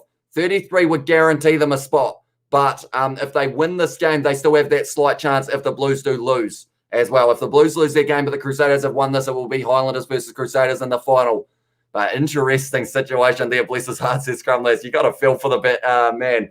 And that's the thing. The ball, it didn't really look like it was kind of anything other than it's going to be half-time.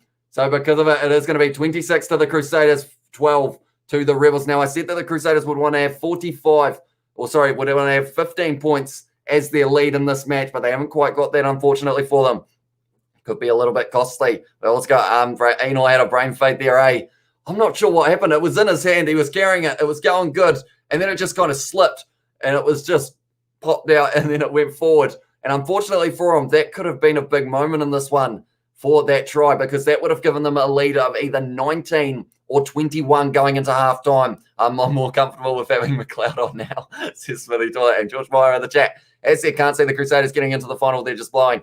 They're just trying too hard and blowing opportunities as well, says George Meyer. Do you want to come on for a post or a halftime chat, George? Do let me know. We have also got there, True, from Henaru, and also 45 likes. Nice as well, says Betty. So thank you all very much for hitting that like button. If you haven't already, be sure to subscribe to the channel. We have got a lot of people watching at the moment. I do appreciate every single one of you being here.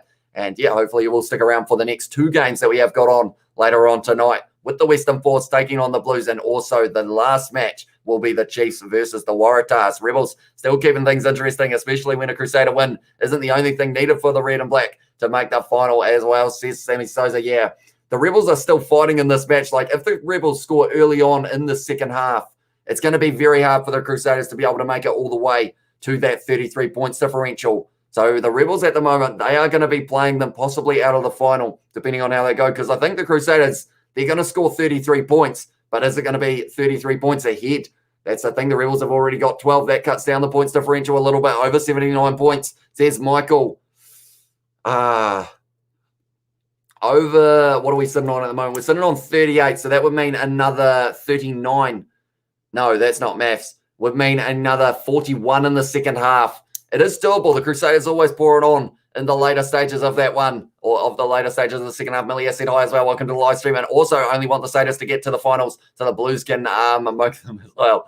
As well says Smithy Toilet. And I can hear the people on Reddit right now losing their minds, slamming their faces on their keyboards. Yeah, got a feel for Braden. It's going to be a clip on YouTube, probably from, I know that Super Rugby Australia do quite a few clips of New Zealand players messing up. So that is probably exactly where that's going to be going. I only want the Crusaders. Oh, I read that one. And also my team, the Crusaders, are the best in the world, says Stan. And also I want the Crusaders and Highlanders final, mate. Are you going to try and stream the Sharks versus Bulls? I am indeed. It's going to be a late night game here in New Zealand, but I am going to be getting up for it. And yeah, hopefully it is a very good match as well.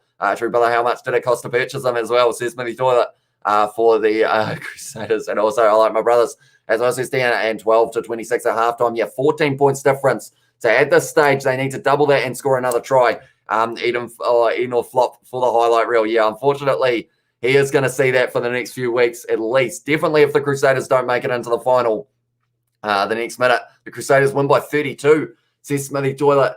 And what happens if it's 32? I think it would be based off maybe who scored more tries or something along those lines, because if they can't split it by points differential, then it would probably be who has received the more bonus points, which would be even. Then it would be maybe who has won the most matches, even. Then it would be maybe who has scored more tries. And in that case, at this stage, I believe it is the Crusaders who would go through due to that, maybe. I'm not sure whether that's how the system goes, though. Yeah, each year it's the same. Blues will win, Crusaders. Blues are too bad, as well, says Sammy. And also, I bet that was a try to win the game, as well, says Jake. And yeah, you got to feel for Braden. If that is the case, what will happen if Crusaders won, says Carlos. At this stage, if they don't win by 33 and they still get the win, it will be all down to whether or not the Blues beat the Western Force, or whether or not it will be Highlanders versus Crusaders in the final, or Highlanders versus Blues. Awesome stuff as well, says Birdie. And also we have got in there, you as my brother, says Tian, and also got the birth certificate brother as well. He's going to get dragged, poor guy. Everyone light a candle for him, says Scrum last year. You got to feel for the man. It was one of those moments. I feel like my face for it just was in pure shock. Like, I just didn't know what happened. I was wondering, why did that ball go down? I thought for a second maybe he decided he wanted to grubber it, which seemed strange because of the fact that there was no one in front of him. And yeah, I just kind of sat there going, hang on, what just happened? And yeah, in the end, it was unfortunately that little knock on. The Crusaders need 33 points to get the bonus point. To get bonus point as well, says Jet Leagues, or they have to win by 33, but they do only need 3 tries or more ahead to be able to get that bonus point here. But then I guess in a way, if they do convert it, their next try, they'll be sitting on 33 points and also have that bonus point if that is the way that it stays. Yeah, I thought you lost your feed as well, says Co. Yeah, I think my brain just froze. I was kind of trying to work out what happened, unfortunately. How's the coffee as well, just and also I heard that Crusaders intercepted, says Carlos, and Blues versus the Crusaders in the final, says Stan. And that's the thing. We will look at the table once again. This is not a live table, but the Crusaders with this win will move up onto 22 points, which at the moment does look decent. But the Blues, if they win, will move higher. So the situation we got at the moment, if they win by 33 points or more, the Crusaders, that will guarantee them a spot in the final. If they win it by more than 33, then all of a sudden, if the Blues don't win their match by quite a few, you're looking at 33 for that difference. So they'd actually have to win this match by about 45, and the Blues could only win it by about 6 to be able to have a home final for the Crusaders. So it's looking pretty unlikely that they will get that home final unless they get 33 points or more, and it is going to be up against the Highlanders in the final. And we have got so did I as well, and it's marvelous. So I can feel it in my bloodstream as well for Scrum Less. For the coffee, of course. Nothing else in the bloodstream at this stage, I don't believe. But I will find some stats for you guys as well of this match. Like they are mentioning, it's an exhausting game because of the fact the Crusaders, I want to see the running meters. What do we got here? Already the running meters for the Crusaders sitting on 293 in the first half. Defenders beaten 22, clean breaks 6, offloads 10-0 against the Rebels, and the 4 tries to the 2 at this stage. The carries, the Rebels actually had more, so they were actually doing decently in that second 20 minutes of the first half. The Rebels, they were hanging on to the ball a lot more. And at this stage, 58 possession for the Rebels. 58% possession, I should say. 6 penalties against the Crusaders, including the yellow card of Will Jordan. 4 penalties against the Rebels. Now, at this stage, Tackles 92 made by the Crusaders, but they've only missed 10. 51 made by the Rebels, they've missed 23. So that is where, if the Crusaders can get that ball in hand for a little bit longer in the second half, they will be able to pour on those points once again, like they did at the start of the second. At the start of the first, will be on the next a full episode. Yeah, you got to feel for the man. He had been playing pretty well up till that point. Brayden Eno, like it was his pass that set up Mataele there to be able to put it back on the inside to him, but unfortunately just ended up dropping it. I'm not sure what happened. Like I was just looking at it, trying to work out what exactly happened, and it just slipped from under the arm when he was running. But at this stage, Mo'unga has already beaten 7 defenders, two clean breaks, as well. Also 82 metres carried for Will Jordan, 5 defenders beaten. And at this stage, we're just going to wait and see whether or not that is going to continue. 7 tackles made by Carter Gordon with the 1 turnover, 1. Leota, 8 tackles. They have been playing pretty well overall, the Rebels. We've got to give them credit there. Sione Avili making 12 tackles. Alalatoa making 12 as well with the 2 turnovers, 1. And 11 for Ethan Blackadder. So the loose forwards have been busy, and that's for sure. And also the props in the front row for the Crusaders. The whole fullback is putting in a shift trying to get their side to win. We've got Rebels stop the Crusaders from being in the final, says Max. Also go Crusaders, go my brothers, says Tian. And I promise I'm their only legal stimulants in my blood as well, says Scrum Lass. And come on Rebels, you can what you got as well, says Jet Lee. So if the Crusaders get 33 points or more, they make it through to the final. They do indeed. It will be guaranteed that they are going to be in the final if that was the case. And it will just be the case of whether or not it is going to be the Highlanders or the Blues in the final. And if the Blues lose that game, then it would be the Highlanders. If the Blues win against the Western Force, it would be the Blues. Or it would be the Highlanders. Did I say that twice? Maybe. Not too sure. But I will also quickly put that back up so you guys can see exactly what the score is at the moment. We've also got there, we have got, so if the Crusaders get, I read that one, can the Crusaders not get a bonus point win as well, says Tama. If they end up with a non-bonus point win and the points differential not being what they need it to be, they can still make the final as long as the Blues lose. So at this stage, all the pressure would be on the Blues if the Crusaders can win this game by more than 33, but also the Highlanders would be feeling it as well because of the fact that if the Blues do win, the Highlanders get knocked back out of that final. I know what you mean as well, says Bertie. And can you please replace Justin Marshall in the commentary box, says Co. I don't know how Justin Marshall would feel about that. I think he is one of those ones. It seems to be some people love him, some people hate him. It seems to be nothing in between, I have noticed as well. But yeah, unfortunately, I think because of the fact that I haven't played rugby for professionally, it does make it a lot harder to get a job as a professional commentator in the sport. But who knows, maybe one day we will be able to break through. And we have got bloody unlucky, as well, says David Lee. Yeah. Big shame for the man. Looked like a sure try for him. He's got plenty of pace, but he just wasn't quite able to use it there. And also up the Blues from David. And we have got, I like my team, New Zealand team as well, says Tian. And also, hey, mate, from Lex Axel, welcome into the live stream, mate. Thank you very much for tuning in. At this stage, we are at halftime. Only 40 minutes left to decide whether or not the Crusaders can get that bonus point and guarantee a spot in the final. If not, they will be the side that are sitting on the edge of their seats, trying to decide whether or not they are going to be through watching the Blues versus the Western Force game. Mo'unga kicking, not finding touch, game changer as well, says Lex Axel. Yeah, they've had a few moments. That one not finding touch, also Eno dropping that ball. They've been close a few times, the Crusaders, and those are big moments in the match. And they are try-saving moments in a way for the Rebels. I love you forever, Canes, as well. Says Scrumless. And also, if Brumbies would have beaten the Satyrs in one match, then Satyrs probably would not be in the final. Yeah, that's the thing. If they had a draw in that situation, Crusaders would not have been able to make it through to the final, just purely because of the fact if you lose a game, you're pretty much out. Unfortunately, that is how short the competition is. I wish it was 2 rounds, so we did get to see it over a little bit longer of a period, but only the 2 rounds, only the 1 round. So you got to make the most of the opportunities that you have got. Up the Satyrs as well, says Isaac, and Let's Go Blues, hashtag Auckland from David Lee. Disappointing from the Satyrs as well, says Smithy Toilet. Yeah, like someone mentioned a little bit earlier on, unfortunately, started this match beautifully. 2 tries in the first 5 minutes, Will Jordan and Mitch Drummond. But unfortunately from there, they've got in that situation of handling errors.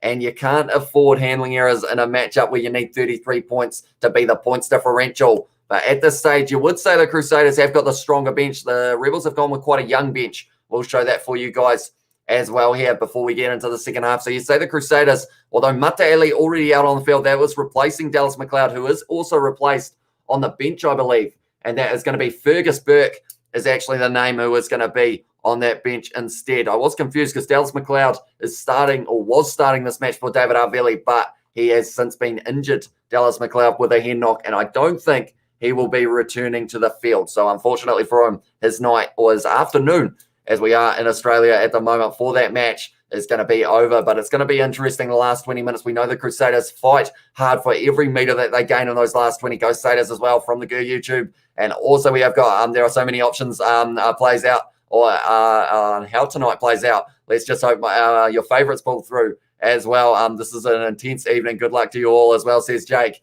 And yeah, that's the sad thing, is the fact that there's going to be some happy people and there's going to be some sad people. We've got a lot of interesting matchups happening, and all of them pretty much have stipulations of who's going to make it to the final. Like, other than the last match, the Waratahs versus the Chiefs, I feel like that one is going to be a very, like, kind of chilled out live stream. I have my Chiefs get on, of course, because of the fact that it was sent to me, but I feel like I'll just be chilled out for that live stream because we would have had all the intense stuff in this match and the match after this at 7:05 between the Blues and the Western Force.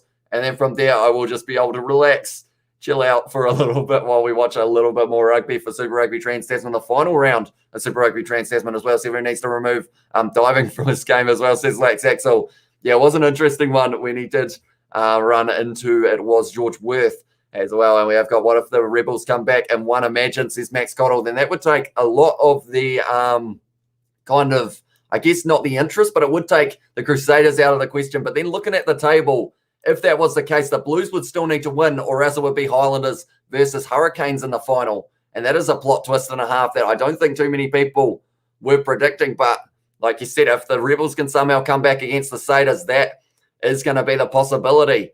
And there are so many at this stage. I didn't expect it to be like so many options going into this last round. I thought that maybe 2 or 3 of the sides would have pulled forward and then from there kind of sorted themselves out. But at this stage, every point counts. Jordy Barrett beat 15 defenders last night. What's the record for defenders beaten? Says Lex Axel. In one match, that's going to be right up there. I would think 15 is huge. I know that another player for the Hurricanes as well also had 12, if I'm not wrong, but I can't quite remember who that was in the end. Was it Wes Houston? It might have been Wes Houston, I guess. We have also got there, what do you want to come badly, brother, as well. And we have, I'll buy a ticket for me to New Zealand as well, says Dan. And also, who here supports the Chief and are really sad, says Ruben. I feel like at this stage, it's a tough situation for those supporting the Chiefs, but it could be worse depending on how it goes in the match against the Waratahs. But hopefully the Chiefs will be able to get you a win there, Ruben, and they will be able to finish in possibly 5th in the New Zealand in the standings, but that would still be a decent effort as well. Can't imagine false information as well. And we have also got there Black and Yellow for Life as well, says Isaac after the Canes. And also I started a career mode in Football Manager 2021. Tommy has said, I reckon the Wallabies will be better than what we see on Super Rugby, and their team is going to be announced tomorrow as well. I'm talking very quick because the halftime has been over and now we are right underway. Fitu Kamakama Douglas claiming that one inside of the 22. We'll catch up in the chat as well in a very short moment. Mitch Drummond now goes to Sione Arveli. Can they manage to score a try here very soon? Eno hanging on to that one. Nice running straight over the ball. Not quite able to get it though. And the Crusaders now, I feel like last time, it's been charged down. That is a mistake from Richie Mwonga. And now they are going for the counter-attack that maybe they would have been going for. No, they're not. Sarah Reese has kicked that one downfield, and that is risky. Playing the kicking game. They were running it out from their own 22 in the first half, and they scored about 2 or 3 tries because of it. Now it's going to be a counter-attack from George Worth down. The Rebels once again on attack into the hands of Vaihu, who is on the field because of Matt Tamua's injury, I think, or they may just be resting him just before the end of the season. But now Leota driving for McAllister, trying to jump over that ball, not quite able to get it now. It's going to be Carter. Gordon goes back to Elof, who is running out at Whaina Nuku. He has a wrestle to the ground, and that's going to be a turnover for the Crusaders. Now it is going to be Richie Moonga once again charged down. That man needs to stop kicking, or else the Crusaders are going to be under all sorts of pressure. And it was, or I believe it was, who was able to charge down Moonga. Now it's going to be Michael Alatoa goes to George Bauer. And the Crusaders at this stage, I feel like they just need to keep on charging forward. They're going for it again. Moonga's going, I don't want it. This goes to someone else.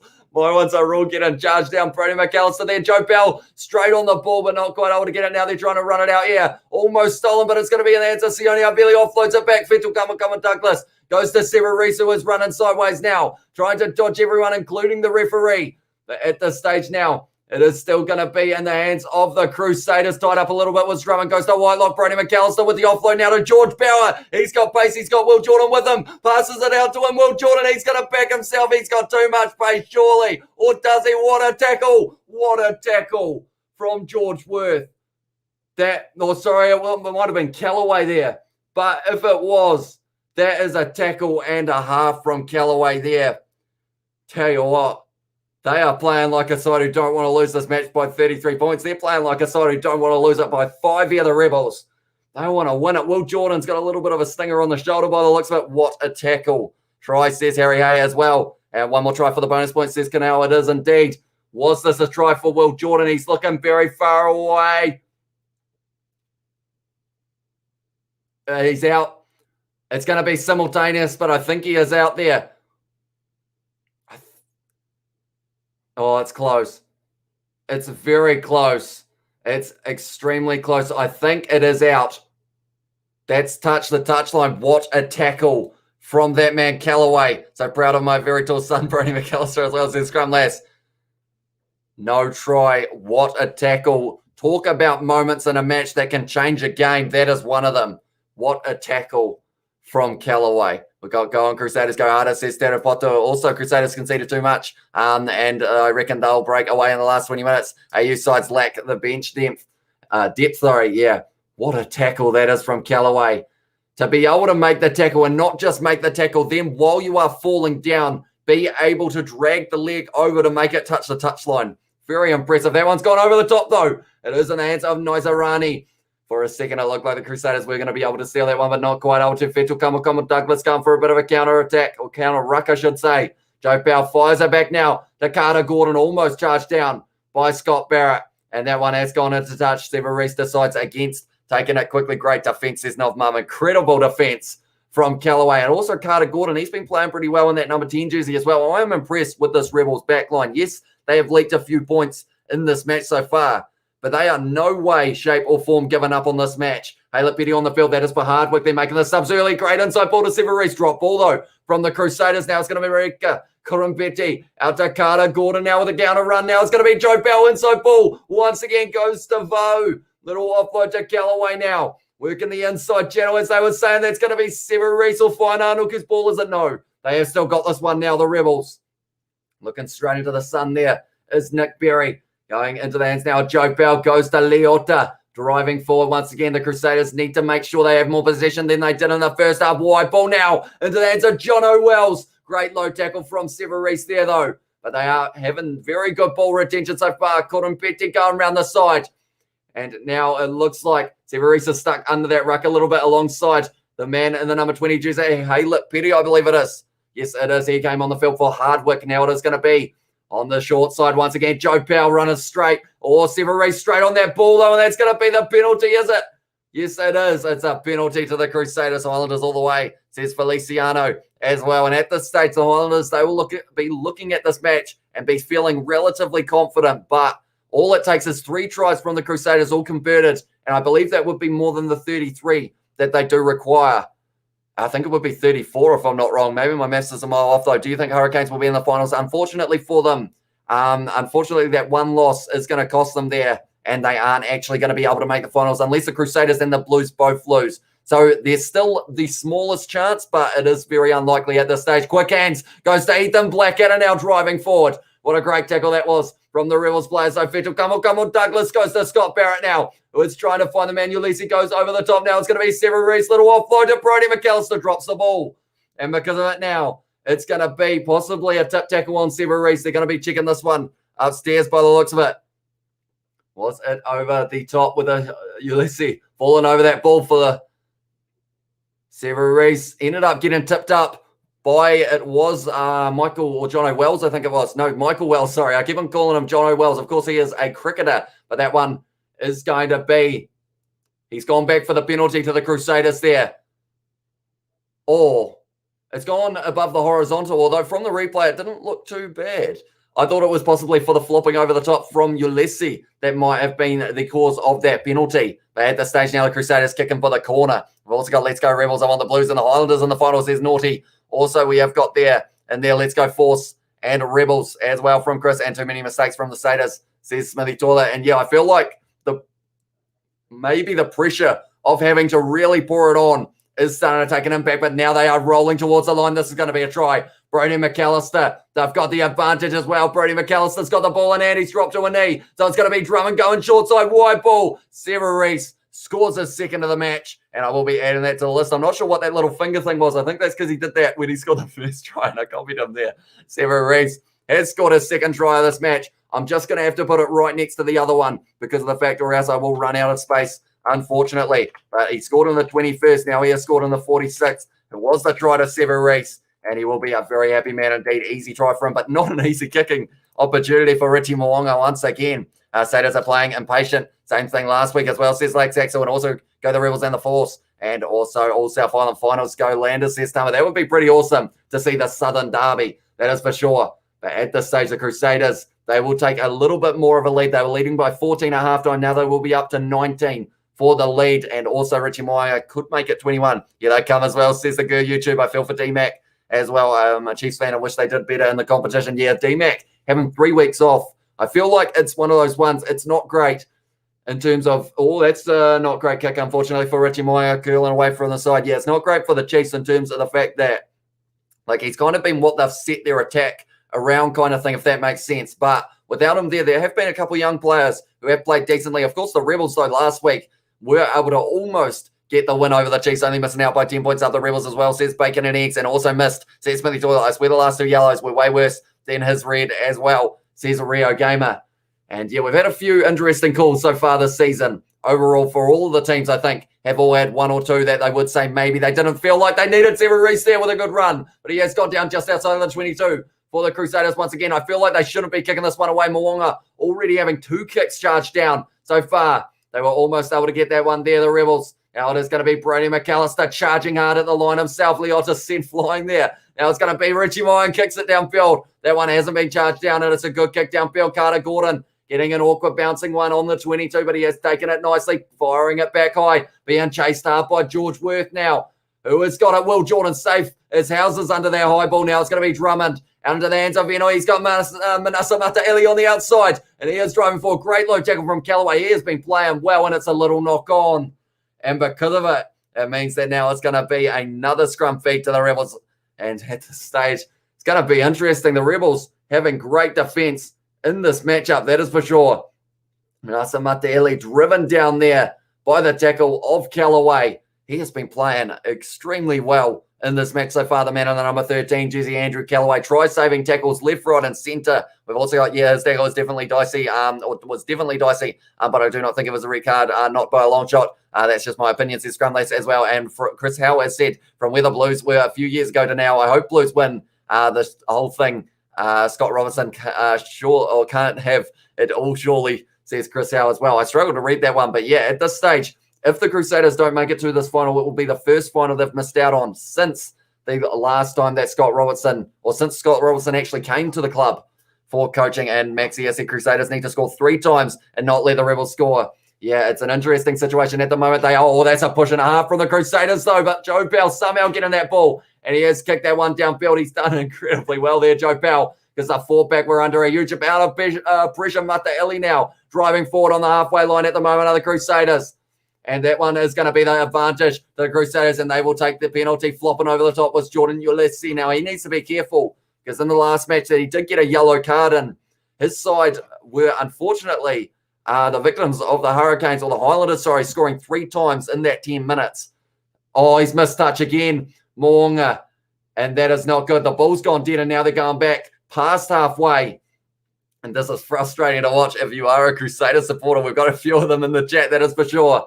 And another mistake from Richie Mo'unga. At the moment, he's had 2 kicks charged down, 2 that haven't found touch.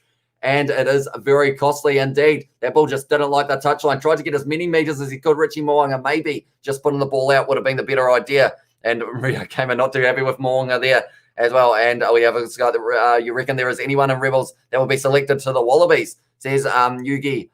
I think that Matt Tamua's probably got a fair chance. I feel he is not playing in this match, though. Naisarani, I think, will also probably get the call up.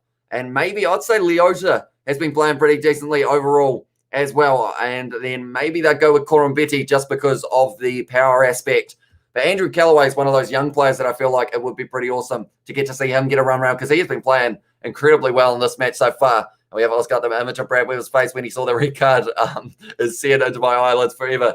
The old open the mouth wide and kind of do the hand up as well. Now it's going to be Lomani down the touchline, close to the sideline there. The Rebels 40 metres out from the Crusaders line. Hosier having his legs tied up very nicely. Now it is going to be around the side once again for the Rebels. Almost going to be a rolling ball. Now it is going to be the penalty to the Rebels, and they will be kicking this one for the quarter once again, obviously. As well says McLeod, and also we have got time sticking Crusaders. Otago fan here says, Sam, so you'll be on the edge of your seat, mate, waiting to see whether or not they will be able to do it. At the moment, 19 points is the difference. They need 2 more converted tries, and that will be the 33 points. But the Rebels aren't allowed to score anymore. We also got their thoughts on the ref last night in the Reds game. Great win by the Canes, but James Delman was shocking as well, says BC. I always try not to comment on the refereeing just purely because of the fact that some people don't like it, some people like it, and then no matter what way I go, I normally get hate for it, unfortunately. So I will just say there were some interesting calls in that match. That's as far as I'll go, just so that I don't get absolutely abused. But now it is going to be in the hands of Vaiu, who is stepping around all over the place. But the Crusaders currently defending 15 metres out from their own line. Ulysses now is driving forward. Good run from him, still driving. And at this stage, it's going to be Joe Bell. The ball's been knocked down. It's going to be an advantage for the knock on. So because of it now, it is going to be a scrum beat to the Rebels. We also got Dan Coles just judo, or Dan Coles just judo throws the ref when he disagrees with the ref call as well. And g'day, I was on my phone from James Gordon. Welcome into the live stream. 54 likes, says Birdie as well. If you haven't already, be sure to hit that like button. Also, subscribe to the channel if you are new. We are doing the other 2 games that are going to be happening tonight. Those 2 are going to be the Blues versus the Western Force. That's at 7:05, so in an hour and 10 minutes or so. And then the next match after that is going to be between the Waratahs and the Chiefs. Doesn't affect who is going to be going through to the final, but should still be a very entertaining game as well. Rebels score 1 more try, please, as well, says Novbum. And also, hi, Icy, says Henry Samuel. At least this finals thing is a one-off with the semis brought back when 10 becomes 12 next year as well, says Sammy Souza. Yeah, it's one of those ones that I know a lot of people were hoping to be able to see a final in this, or kind of a semi-final to the final in this competition. But at this stage, the pack weights are identical with 918 kgs. At this stage, the Rebels, they've had a couple scrum penalties. The Crusaders have had a couple scrum penalties as well, and they have been pushing hard, the Crusaders. And that one is at the back for the Rebels now, and it's going to be both front rows going up, so it's going to be a scrum reset. And at this stage as well, we've got, definitely, says Sammy Sosa, eyes on Lomani. And we'll be up for Fiji versus ABs at 9 as well, says Wilbur. So that would be pretty awesome to see. And that's the thing, that's only going to be about a month away as well, that we get to see the likes of New Zealand versus Fiji. Also, the All Blacks versus Tonga. Moana Pacifica taking on Manu Samoa. No, sorry, it is Maori All Blacks taking on Manu Samoa as well. So there's a lot of fun matchups that we're going to get to see in July. And we've also got a British and Irish Lions tour that will be starting up very soon as well. But at this stage, the Crusaders, they want to keep their finals hopes alive, winning by 19 points at the moment. They've got the bonus point, but that only stays if the Rebels don't score any more points, or any more tries, I should say. 54 minutes into this match, 26 minutes left, 14 more points for the Crusaders to make the final. And at this stage now, it is a great push, and they're going to have the advantage as well here, the Rebels. So Joe Bell has got that one at the back. He decides not to use it, and it is going back for the penalty now. Joe Bell is going to be taking this one quickly. Get out of it is the comment from, it was Nick Berry there. Taken quickly by Joe Bell. Now it's going to be Leota, driving at the line.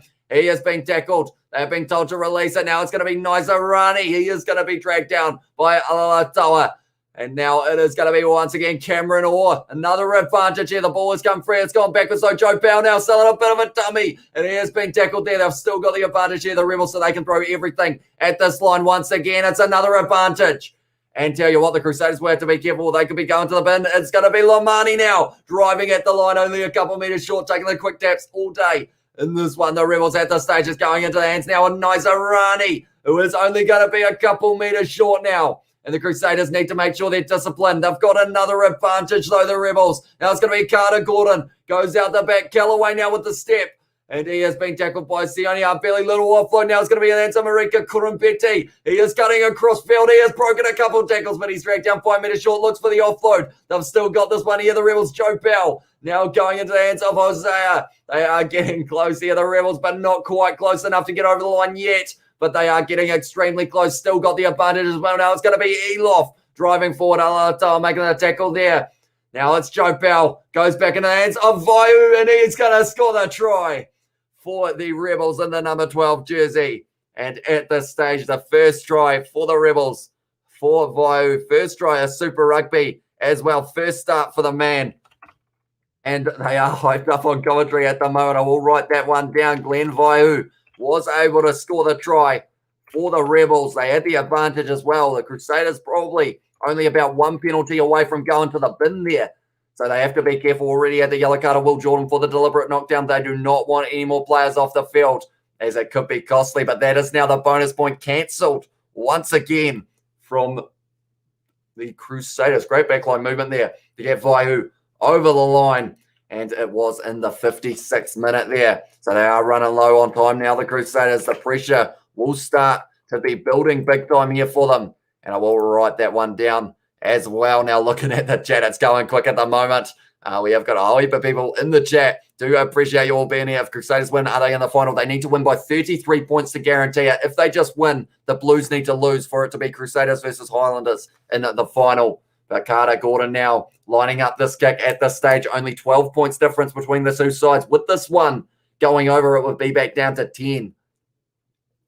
That's a lie. It would still be 12. Actually, that one's gone over from Carter Gordon, though. And now the score is 19-31. We have what's going. This is going to be interesting, says Maxie. We know they pour it on in the last 20 minutes. Are they going to be able to pour it on enough to make their way all the way to the final here? Or are we going to be having to wait to see whether or not it's going to be the Blues who can get the win over the Western Force? And we have got July is going to be a very busy month of internationals on both sides of the hemisphere. Can't wait. Yeah, I don't think the sleep pattern for me is going to be that great during that month.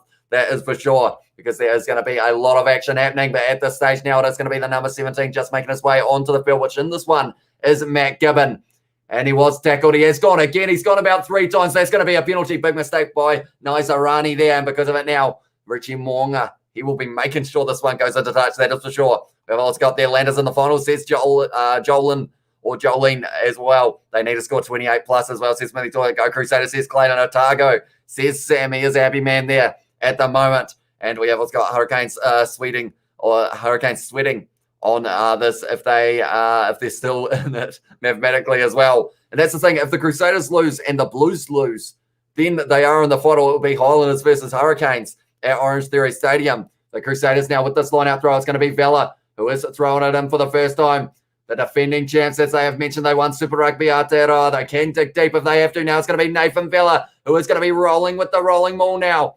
And it has gone down. Has it? No, they are still going. Nathan Vella still trying to drive forward. It is still a maul. It's going forward. They've got the advantage here, the Crusaders, and they are only 5 meters out. Now it's going to be Brynall. Still got this ball, flicks it out the back now. Moonga, quick answer. Severese, he has been lined up though, and he has been tackled, and they are going back now for the quick tap. Looks like Severese wants to take it. He's taking it quickly there. Severese going for the line, and he scores the hat trick. Severese, he is having a good game, and he is doing what he knows that he has to try and get the win for the Crusaders. Severese scores in the 58th. He has been speeding up. 3 tries in the first 58 minutes of this match. We have never seen someone get 4 tries in Super Rugby Trans-Tasman. Is this going to be the first? But Severese taking the quick tap. The Rebels were retreating. But then from there, he just stepped and ran straight at the line. Went at Marika Kurumbeti and Jono Wells.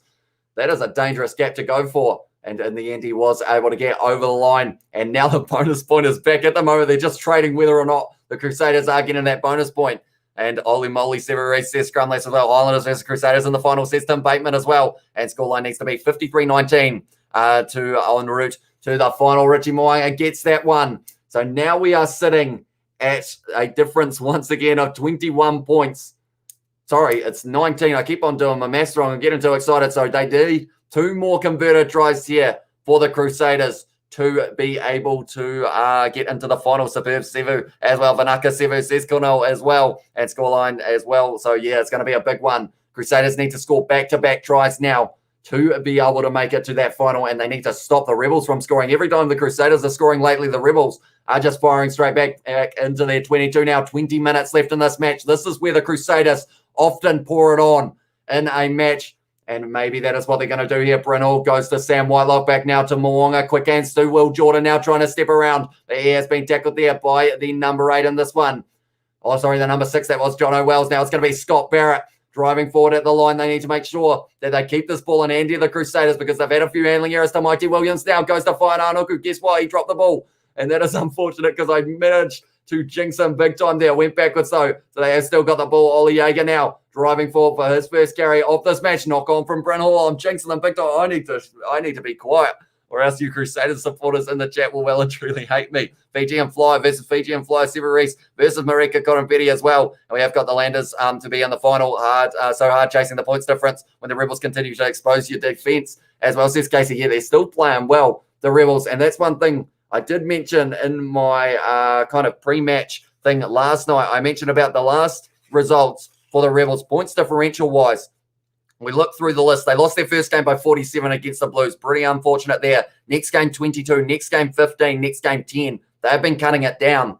And the Rebels have been starting to find a little bit of form in this competition. Yes, they haven't got a point on the board, but they aren't playing too badly. And on attack, they are looking pretty strong. Their fullback is phenomenal when it comes to those defensive, or comes to those attacking maneuvers about 15 metres out. It's actually going to be a penalty or a scrum feed to the Crusaders in this situation. So I got it around the wrong way there. A little bit cracks knuckle. Everyone get ready for the last 20 minutes. Status slaughter as well. Says the scrum. Let's also give it 36 more Crusaders as well. Says Glennon, how much is worth a bonus point as well? They will get 1 extra point, so they will be sitting on 5 for the win here, if that is the case. Here we go, says Maxie as well. The 2 teams that are in the final will be relieved. They won't need to worry about bonus points as well, says Maxie. Yeah, it has changed the way that teams have played, because you've got to be more aggressive than you normally would. The likes of the Crusaders, I don't think they have tried a single penalty attempt throughout this whole competition. Now it's going to be Enor. Goes back to Brynall there. Claims that one nicely. Mo'unga now goes on the outside to Will Jordan. This is looking dangerous. Ball on the outside to Sever Reese. Picked up by Marika Korompedi. Inside ball to Lamani. And they're not going to stop a mistake from the Crusaders. And Frank Lamani scores the try for the Rebels. He's hurt himself there though. And because of it now, they are going to be checking something. Check if there was a knock on. That is the only thing that can save the Crusaders here. But if not, Frank Lamani has just scored the try, and that is the bonus point cancelled once again for the Crusaders. The Rebels are actually, I feel like people are underestimating them a little bit. They are playing well. 33 points was always going to be tough, but the Crusaders there, Will Jordan with the wide ball just gets it a little bit wrong over the top to Sever Reese, and then from there, it was Marika Korompedi. Goes to Frank Lamani. I'm not sure where the knock on is. Maybe we just try and put it on the ground. Maybe. They are checking. Yeah, unfortunately, Will Jordan not getting that pass right. Trying to find Sever Reese. Marika Korompedi close to the touchline, but offloads it just in time.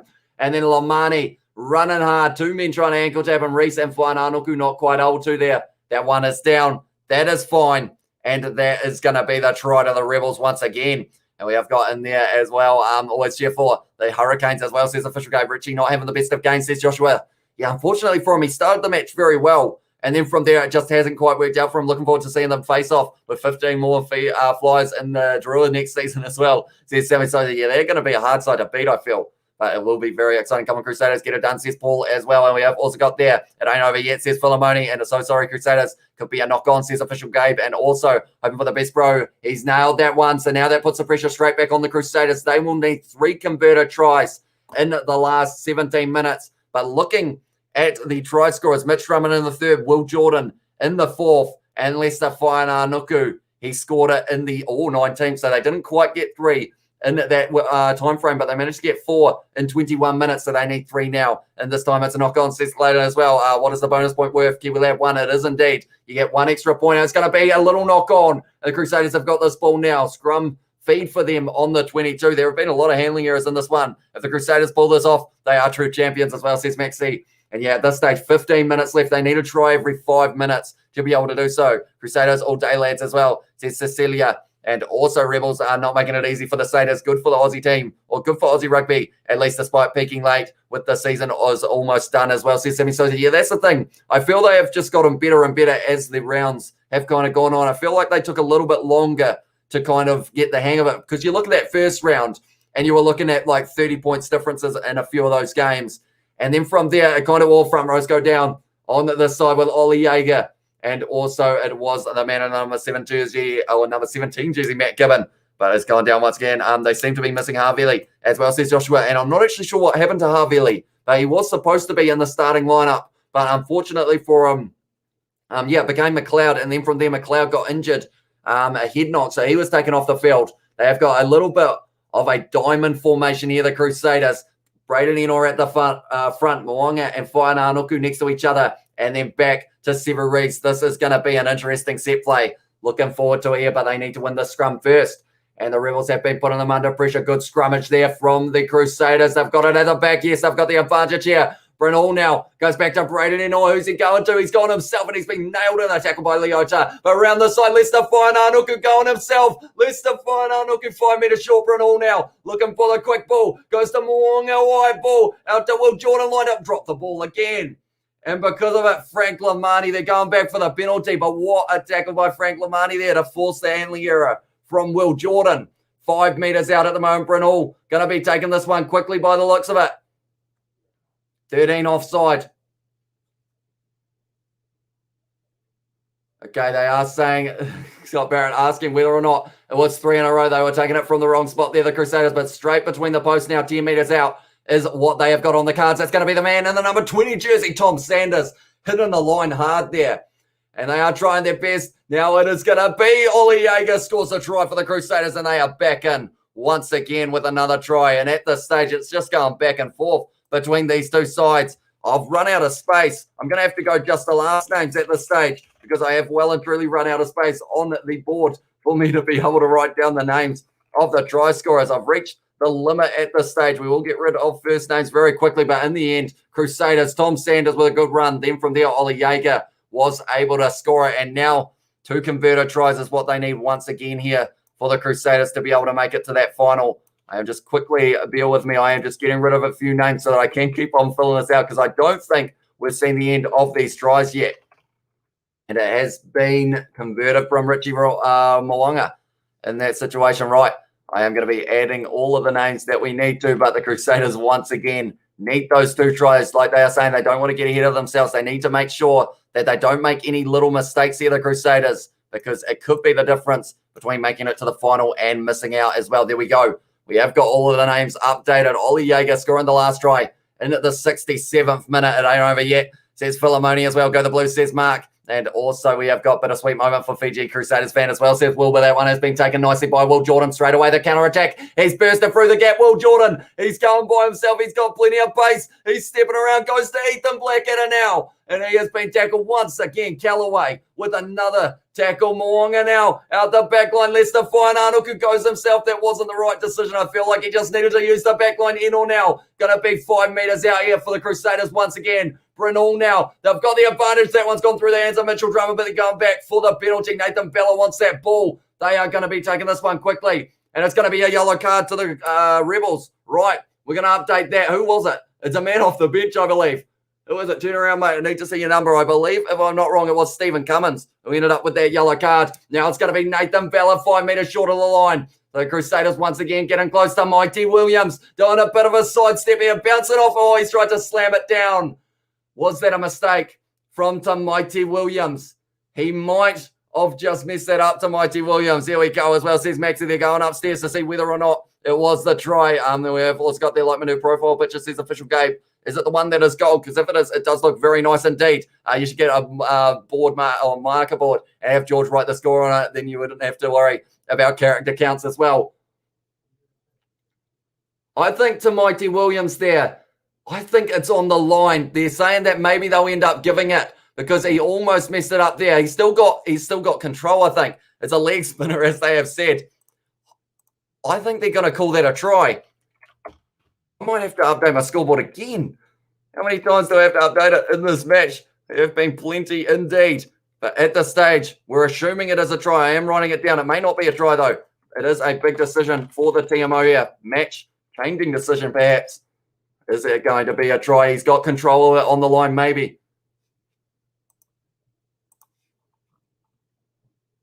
Oh, okay. Okay. Okay, right. So the call from the TMO is there's no conclusive evidence that he has grounded it on the line. It's a knock-on, he has said as well, because he's lost it forward, so it's a scrum to the Rebels.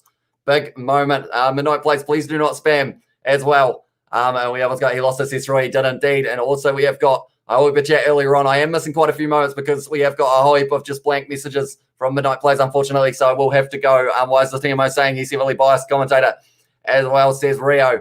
Why is the TMO saying he's heavily biased as well? Rio Gamer, is that to me or someone in the chat?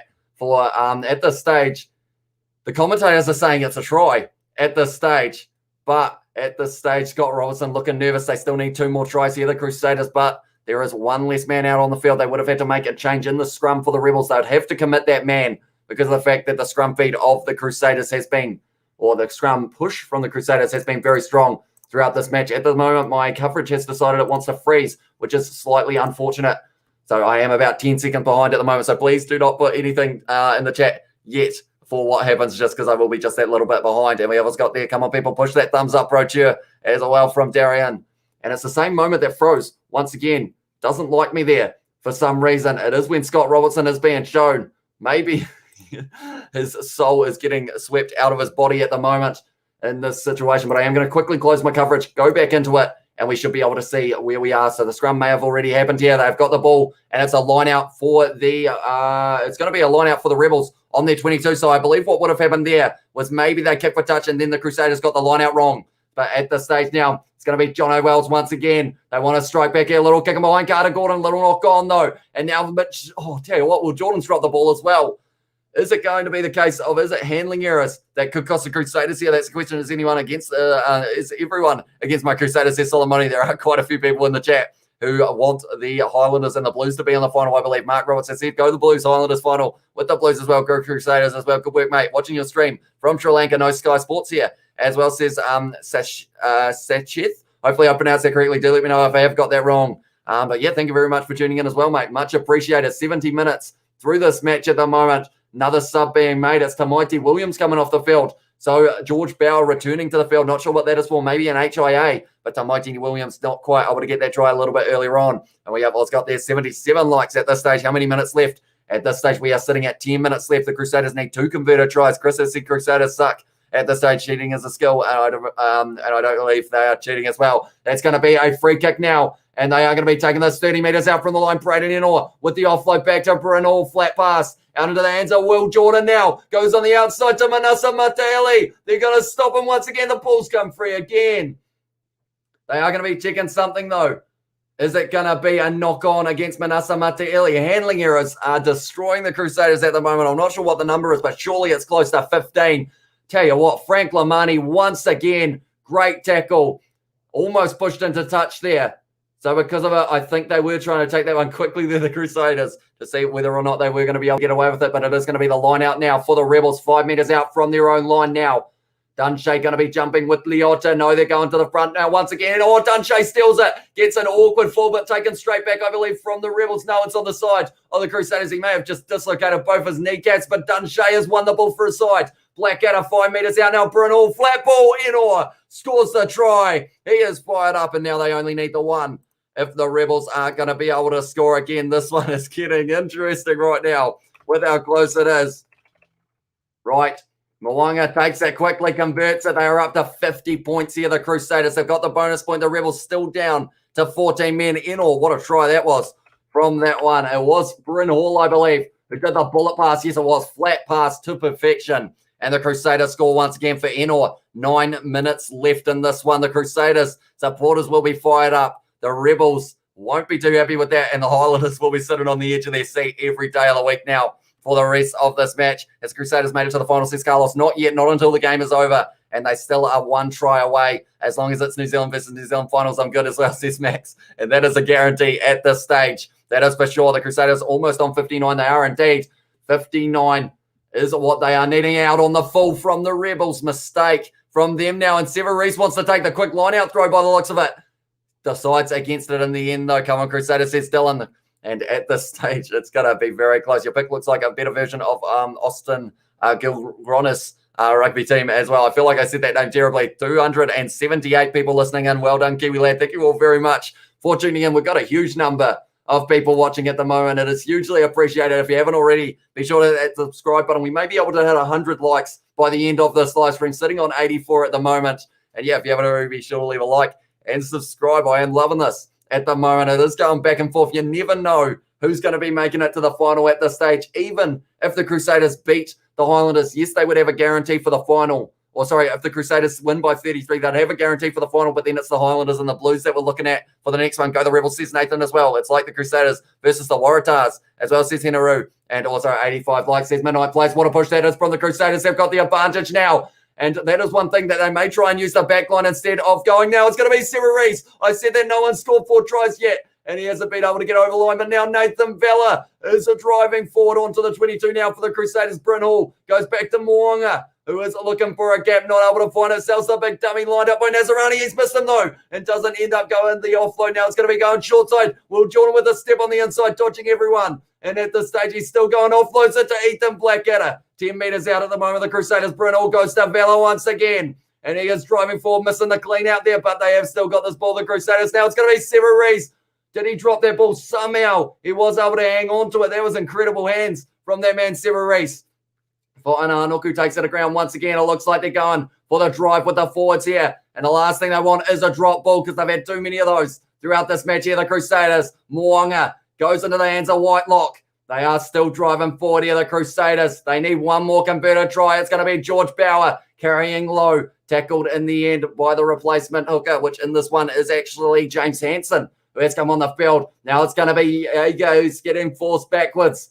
10 points, or not 10 points. I don't know where 10 came from. 10 phases, I think was what I was trying to say. Sanders round the side, told to use it here for the Crusaders. They are methodical in this build-up. Moonga, now they're using the back line. Whainanukau goes himself. He's going all the way, is he? He's over the line, is he? Was there a knock-on? I don't think there was a knock-on. There might have been a knock-on. I can't decide. But at this stage now, they're going upstairs. Did he lose this one on the ground? Not sure. Tell you what, the chat is going quick at the moment. Thank you all very much for being here. Mako Votopolobia has said smash that like button, lads and ladettes as well. Momentum, they're saying whether or not it was a double movement. Huge moment in this game. Was it the try for Leicester Whainanukau in the 75th minute? It is called a try at this stage, but they are going upstairs. I'm going to update my scoreboard. But was he able to get all the way there? Goes towards the line. He's only a metre short. And then, is it a double movement or is that a try? What are they going to call it here? That's a big question. Potential double movement. Is it a movement that he's allowed to make? It all happened so quickly. You'd say, oh, I'm very glad I'm not a ref. The last one was called no try by the TMO. This one could be the same here. He might say that they are just short of the line. Real-time speed, it did happen pretty simultaneously. What is the call, Nick Berry, on the field? He's taken an extra movement, no try. So that is the second disallowed try. It's a penalty to the Rebels now. The chat is going too quick, unfortunately, for me to be able to read all of the messages. I will check in very soon with them, though. And I do thank you all very much there. And we have Oscar Amish, who you got in the final, says Stephen Davis. I'm not sure. It's going to be tough. Is it going to be the Crusaders making their way in? Because at this stage, the Crusaders getting a win means that they are going to be in the situation of Whainanukau, though. Should he have passed it? I have noticed throughout this season he does sometimes get a little bit of goal line fever and just drives at the line. You have men on the outside. Maybe they should have gone to the outside. Maybe there. How many minutes left at this stage? We've got 5 minutes left. The Crusaders still need to convert a try. If the Rebels score, they will cancel that. But what I was mentioning is the fact that no matter how this result goes, it will be the situation of the Blues still need to win their game to be able to have that final. Or to be in the final. The Crusaders need this ball. Ball on the inside to Leo. He's got pace and he's got men on the outside. Sells the dummy. Callaway. This is danger for the Crusaders. Tackled by Moonga. Only 15 metres out from the line. Now it's going to be Tuttle out into the hands of now the number 23 for this one, which in this one is Verdugo. Now it's going to be close to the line. Severy straight on the ball, but he was coming in from the side. I think it's going to be on the side of the Crusaders, though. They would have preferred the penalty, but they have got this ball 5 metres out from their own line now. Moonga is going to be kicking it downfield. And they had to get rid of that there. That's a great kick as well from Richie Moanga, but it sits up now. Kurumpeti's going to be driving at the line, breaking through the tackle with Bauer. Straight over the ball there was Vella almost at this stage, 30 metres out from the line. Carter Gordon now into the hands of the number 22, little grubber in behind. Is it going to sit up for Will Jordan? Yes, it does. And it's going to be a penalty though. And I believe that would be a penalty to the Crusaders for offside. No, it's the Rebels. Oh, 2 minutes left at this stage. If the Rebels take on the 3 points, they cancel the chance of the Crusaders making the final. But they are going to try and kick it for the corner once again. And that's one thing. You got to respect the Rebels for that decision. They could have played it as if they were trying to just cancel the Crusaders from making it to the final, but instead they want to get a try and do it that way, which is very respectable indeed. Come on, Crusaders, says Henry Otago. Says Sam as well. First time I've watched a game. It's practically a point chaser game as well, says Max. It is indeed. I saw a message earlier on from someone about a man cave. I didn't quite get a chance to read it though, but I will have a look through very soon now. It's going to be in the hands of Naisarani. And at this stage now, 10 metres out, the Rebels once again going to the forwards. A part of their game that I have said is very strong. They score a lot of tries with their forwards. Leota driving, Whitelock on the ball, not quite able to get it. Now it's going to be Tuttle going short side the number 22, whose name is hard to say, and I haven't said it yet, but it is Tom Opia, I believe. But now it's going to be John O'Wells down the wing. It's an advantage to the Rebels as well at this stage. It is almost, no, it's a knock on. No, it's another knock on. And now it is going to be the penalty to the Rebels. 2.5 minutes left, a yellow card by the looks of it for one of the Crusaders players. Who's it going to be? Oh, no, next one. Next one is going to the bin. I told you Enos Drive would cost them, says Smithy Toilet. Yeah, and unfortunately that could be the case here. It is not good news for them at this stage. And at this stage now, they're taking it quickly. Naisarani going at the line. They're pushing him towards touch. Crusaders, if they can get this ball and stop this try, will need to go 95 metres. Sam Whitelock straight back to the feet, not able to get it though, so they will be open for a penalty. He's only 1 metre short. Is this going to be the end of the final? That's an advantage to the Rebels, and it's a penalty. 2 blows of the whistle. You are off the field, mate. See you later. Who was it? I think it was Sam Whitelock. No, 21, Bryn Hall receiving the yellow card there. So he is going to be off the field. They've taken it quickly, decided against it. I believe he needs to leave the field first is the call. So Bryn Hall has to make his way off the field. Now both sides have a man in the bin. 35 seconds left of the Rebels. Yellow card though. And we almost got smashed that like button from Scrum as you heard it. If you haven't already, be sure to hit that subscribe button as well. We do a lot of Super Rugby Trans-Tasman live streams. We are going to be doing the one that is going to be happening in less than an hour's time between the Blues and the Force, and then we will know exactly who is going to be in the final. That's going to be Tuttle. Goes to Leota, just going straight to ground. At this stage now, it's Carter Gordon. An interception try here would possibly end up putting the Crusaders in the final, but the kick would have to be good. The not rolling away, almost given as a penalty. Now it's going to be a big seller dummy from the number 23 on the field.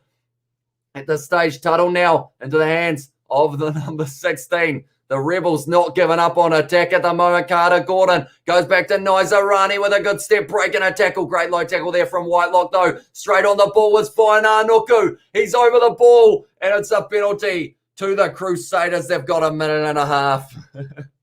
We've also got their Let's Go Rebels. That is fancy font as well from Ozzy. Welcome into the live stream, mate.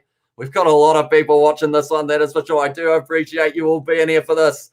And at this stage, we are either witnessing the Crusaders making their way into the final, or we are waiting to see if the Blues can get the win over the Western Force. That is how close this competition is at the moment. I'm nervous for the Crusaders at this stage, whether or not they can do it. Last 5 penalties were almost all against the Crusaders, but the last one has been against the Rebels now, and it is the biggest opportunity for the Crusaders in this match. Now, we've had a couple disallowed tries for the Crusaders. Hit the like for this enthusiastic fella, says Ricardo. Thank you very much, mate. Yeah, I'm hyped up. I am loving the Super Rugby Trans-Tasman competition. Come on. As well from Maxi. He is back in the men in the red and the black here. Vella needs this line out to be straight, or else it is going to be over. A little bit of a reshuffle here, going to Scott Barrett at the front. Goes back to Manasa Mateli. Now, handling errors have been a problem for the Crusaders throughout this match. They will not want that to be the case here as well. It's ripped away by the Rebels. And Lester Faina Nuku now has kicked him behind. Brandon Orr chasing this one with his life here, and he just has to force it. It's going to be a 5-metre scrum. And because of it, that's the full-time siren. 5-metre scrum. It was taken back by Braden Enor. So the Crusaders are going to have to push like they've never pushed before if they want a chance of being able to guarantee a spot in the final. If not, we are going to be looking at the match between the Blues and the Western Force starting in less than an hour's time. Could I have a shout out to my friend Reed because it's his birthday? Happy birthday, Reed. Hope you're having a good day. Hopefully you're not going for the Crusaders in this situation, because if you were, you may be a little bit disappointed that they weren't quite able to get a guarantee. That's the final, and that has been cut off. The Crusaders now have to wait and see if the Force winner. I'm touching your balls. That's pretty sure it's now 80. It is indeed. George Bauer, they are showing it's been a hard day for those forwards of the Crusaders. What a matchup. The Crusaders not quite able to get there. You look at the factors, though. Too many handling errors for them here. Enor's try came back to bite. Unfortunately, it did Smithy Toilet. You got Enor's try. You got Tamaiti Williams' try. You've got the defence from Callaway to tackle the man who was going to the line, Will Jordan. Then you also had the try that was disallowed because he was just short of the line, Manasa Mataeli. Then you had the try to Mighty Williams not getting over the line. I said that one, Whaina Anuku double movement. Crusaders had about 6 opportunities to get over the line that they weren't able to. It has cost them a little bit. We'll have to wait and see now whether or not the Crusaders will be in the final. It is all down to the Blues. If the Blues win, it will be the Blues versus the Highlanders at Eden Park. If the Blues lose, it will be Highlanders versus Crusaders at Forsyth Bar. Those are the 2 options at this stage. And we have got, no, they're in Sydney as well. Chiefs are in Sydney, says number. And so what's the equation, says Ryan Camp. At this stage, Highlanders sitting in first on 23, Crusaders sitting in second on 23 as well. I will quickly show you guys my table, but it is before the match took place. So the Crusaders, they did get the score, or they did get the bonus points, sorry. So they move up onto 23 points now as well. But the points differential, they are currently sitting on a total of, I believe it will be 100, or sorry, it would be a total of 95. I think they're on 95 or 96 maybe, if I'm not wrong. Maybe 97, actually. Yeah, it might be 97 that they are sitting on. I will have the updated table for the next match, though, so you guys know exactly what is happening, when it is happening. But the full-time score, overall, if this was during the season, the Crusaders would have been happy with that result. Well, probably not, because of all of the fact that the Reels were able to score 4 times. But the scoreline would have benefited them, but not in this match. They needed to get that bonus point, and also win by 33. Post-match review as well, says Scrumless. I feel like I want to, but I feel like I may not have time in between these 2 matches. The Crusaders lack the discipline of the past as well, says Casey. And also, might have to swim home as well. Yeah, you got to feel bad for him. But like I mentioned, there were plenty other opportunities that they could have gotten over the line that they weren't quite able to. Sorry, Rivals as well, says the girl YouTube, such as the try. Callaway had about 2 or 3 match-saving tries when you think about it, or match-saving tackles, sorry. Also, they are talking to Severese. He's looking disappointed because of the fact that the Highlanders would have been on the side of their seats waiting. And at this stage, man, says Maxi. But at this stage as well, Maxi, it's not over yet. The Blues still need to get the win over the Western Force. And what does that mean for the Blues? I feel like that pressure of now knowing if you don't win this game, you're not in the final. Because if the Crusaders have lost here or the Highlanders have lost, then you're in that situation of going, right, we are in the final almost. We just need to get a couple points. But now they still need to be able to get that win. And no matter what, if they win, they have got the home final. So that's going to be exciting watching. That is for sure. Game kicking off in only 35 minutes as well. Very short amount of time between this one ending and this next one starting at 7:05. We've got 108 likes. So I do thank you all very much for being here for this one. If you haven't already, be sure to hit that subscribe button. It is very much appreciated. We are going to be back to find out exactly who is going to be in that Super Rugby Trans-Tasman final. To the Blues need a bonus point, says BC. They do not. Because of points differential, no matter what, they will be going through to the final, even if they win. Easy one for the Mighty Blues, says Naughty. Although pressure has done strange things in the past in this competition. We have seen that. Bro, can you say hi to my son, Francis? He's watching as well. Welcome into the live stream, Francis. I hope you were enjoying it. Although I assume if you are the same team as your dad, you'll be a little bit nervous for the next match. But we are going to be back, and hopefully we'll be able to go your way there. But yeah, shout out to you, Francis. We have got, the Blues are playing the Brumbies as well. The Blues are playing the Brumbies. No, they are not. They're playing the Western Force, I believe. The Hurricanes played the Brumbies a little bit earlier on. Oh, sorry, the Highlanders played the Brumbies yesterday, and that was how they got the win as well. So that is not quite right. Thank you, as well, says Maxie. And I hope they go easy on the poor guy as well, says Scrumless. Yeah, it's a hard one. I feel like people are going to be harsh, but like I mentioned, they had about 6 other tries that they had disallowed or ended up not scoring. So, you know, you got a few other people that you could be talking about as well. Blues won't lose to the Force. They've got to feel bad for the Crusaders. They are the Aotearoa champions. Another inside will be crowned the Trans-Tasman champion. Yeah. And if the Blues win that game, first time Scott Robertson at the Crusaders won't be in a final. So a few Crusaders supporters probably won't be too happy with that one. Awesome stream and commentating, mate. Says Betty, thank you very much, mate. Much appreciated. Locker room is coming. He's live over as well, says Smithy Toiler. And also 115 likes we are sitting on. So thank you all very much for that. We have also got the Brumbies played last night, says Sammy Sosa. They did indeed against the Highlanders, 33-12. So now it's going to be interesting. That is for sure. We got a few emojis from Jerry at this stage in the chat as well. Right. What to do now? I want to do a post-match review, but I feel like I won't quite be able to squeeze it in, perhaps, because of how close together these games are going to be. Will my voice last for a post-match one? Don't worry, ain't a Ioane. People won't be too harsh on him, says Lax Axel. I don't think the country will be. I think it will be the Crusaders supporters who might be a little bit. We should send a card to his family as well. And, well, how about that? I don't like the format where unbeaten teams can be knocked out as well, says Hollywood in. As well, Blues plays who in the final? As well, says Paul Parker. The Blues aren't guaranteed in the final, but if they do win, they will be playing the Highlanders. If the Blues lose, it will be Highlanders versus Crusaders at Forsyth Bar as well. So there's still a couple options. And then the last game we get to see is kind of like a chilled out one for the Chiefs versus the Waratahs at 9:45. And I feel like by then I will be absolutely buggered because we have got that game was pretty intense at times, I will say. I expected that it could have gone, it just kept on swapping. They had the bonus point, they lost the bonus point, had the bonus point, lost it, lost it, and it just kept on going like that. Blues versus Force should be very interesting, says Sammy Souza. And that's the thing as well. The Force coming off only losing by 8 points to the Crusaders. They'll have a little bit of confidence there. Izzy is not a happy man at the moment. We should leave him in the harsh Aussie outback while he's getting bashed by the Abo. Oh, no. We also got there. Thank you, Kiwi lad. Says MH Joy. Thanks for great commentary. As well, says Paul. And yeah, thank you all very much for tuning in. Credit to the Rebels, made this a nail biter. They did indeed. And those couple disallowed tries in the last 10 minutes as well just made you even that much more nervous of what way it was going to be going.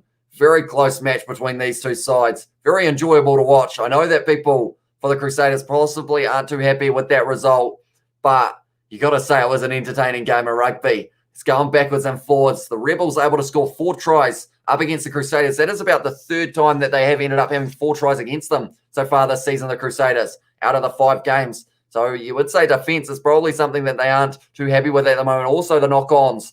They had a lot of them indeed. I like the Force as well, says Hollywood, and also Highlanders fans over the moon deserved. They got better with every game, says Lex. Excellent cheers from Paulie as well. Respect to the Rebels for not ending their dreams with a kick, says Smithy Toilet. Yeah, that's the thing. They could have shut it down right there. 4 minutes left. You win the penalty out in front. They could have just been like, you're not going to the final. We'll kick the 3 points. But instead they were like, you know what? We're going to kick for the corner because we want to score another try and prove a point that we are a side that you don't want to really underestimate. Because the Rebels, like I mentioned, they've been getting better. 47 the points differential in their first game, then 22, then 15, then 10. Yes, this one is higher than 10. In fact, it is the case of the Crusaders scored double the points. So they did have the difference of 26, but it was always going to be a tough game. But yeah, I don't know what to say now.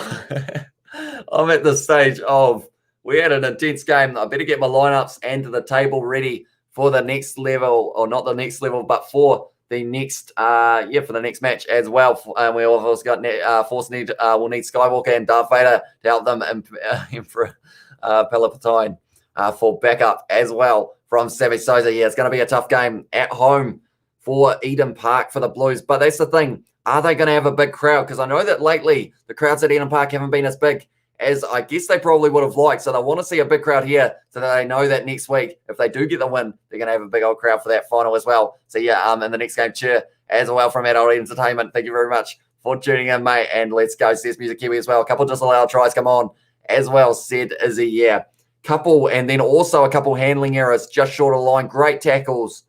I know it's a little bit of a strange shout, but I would almost give him a man of the match to Andrew Callaway, because he probably saved more tries and points at the other end then yeah, he was able to. He didn't actually get a try at the other end there, but I would say Sever Reece hat trick gets him the man of the match. But then I think behind him, I would give it to Andrew Callaway if I had to pick a Rebels player. Very well done. We're definitely meant to be disallowed though.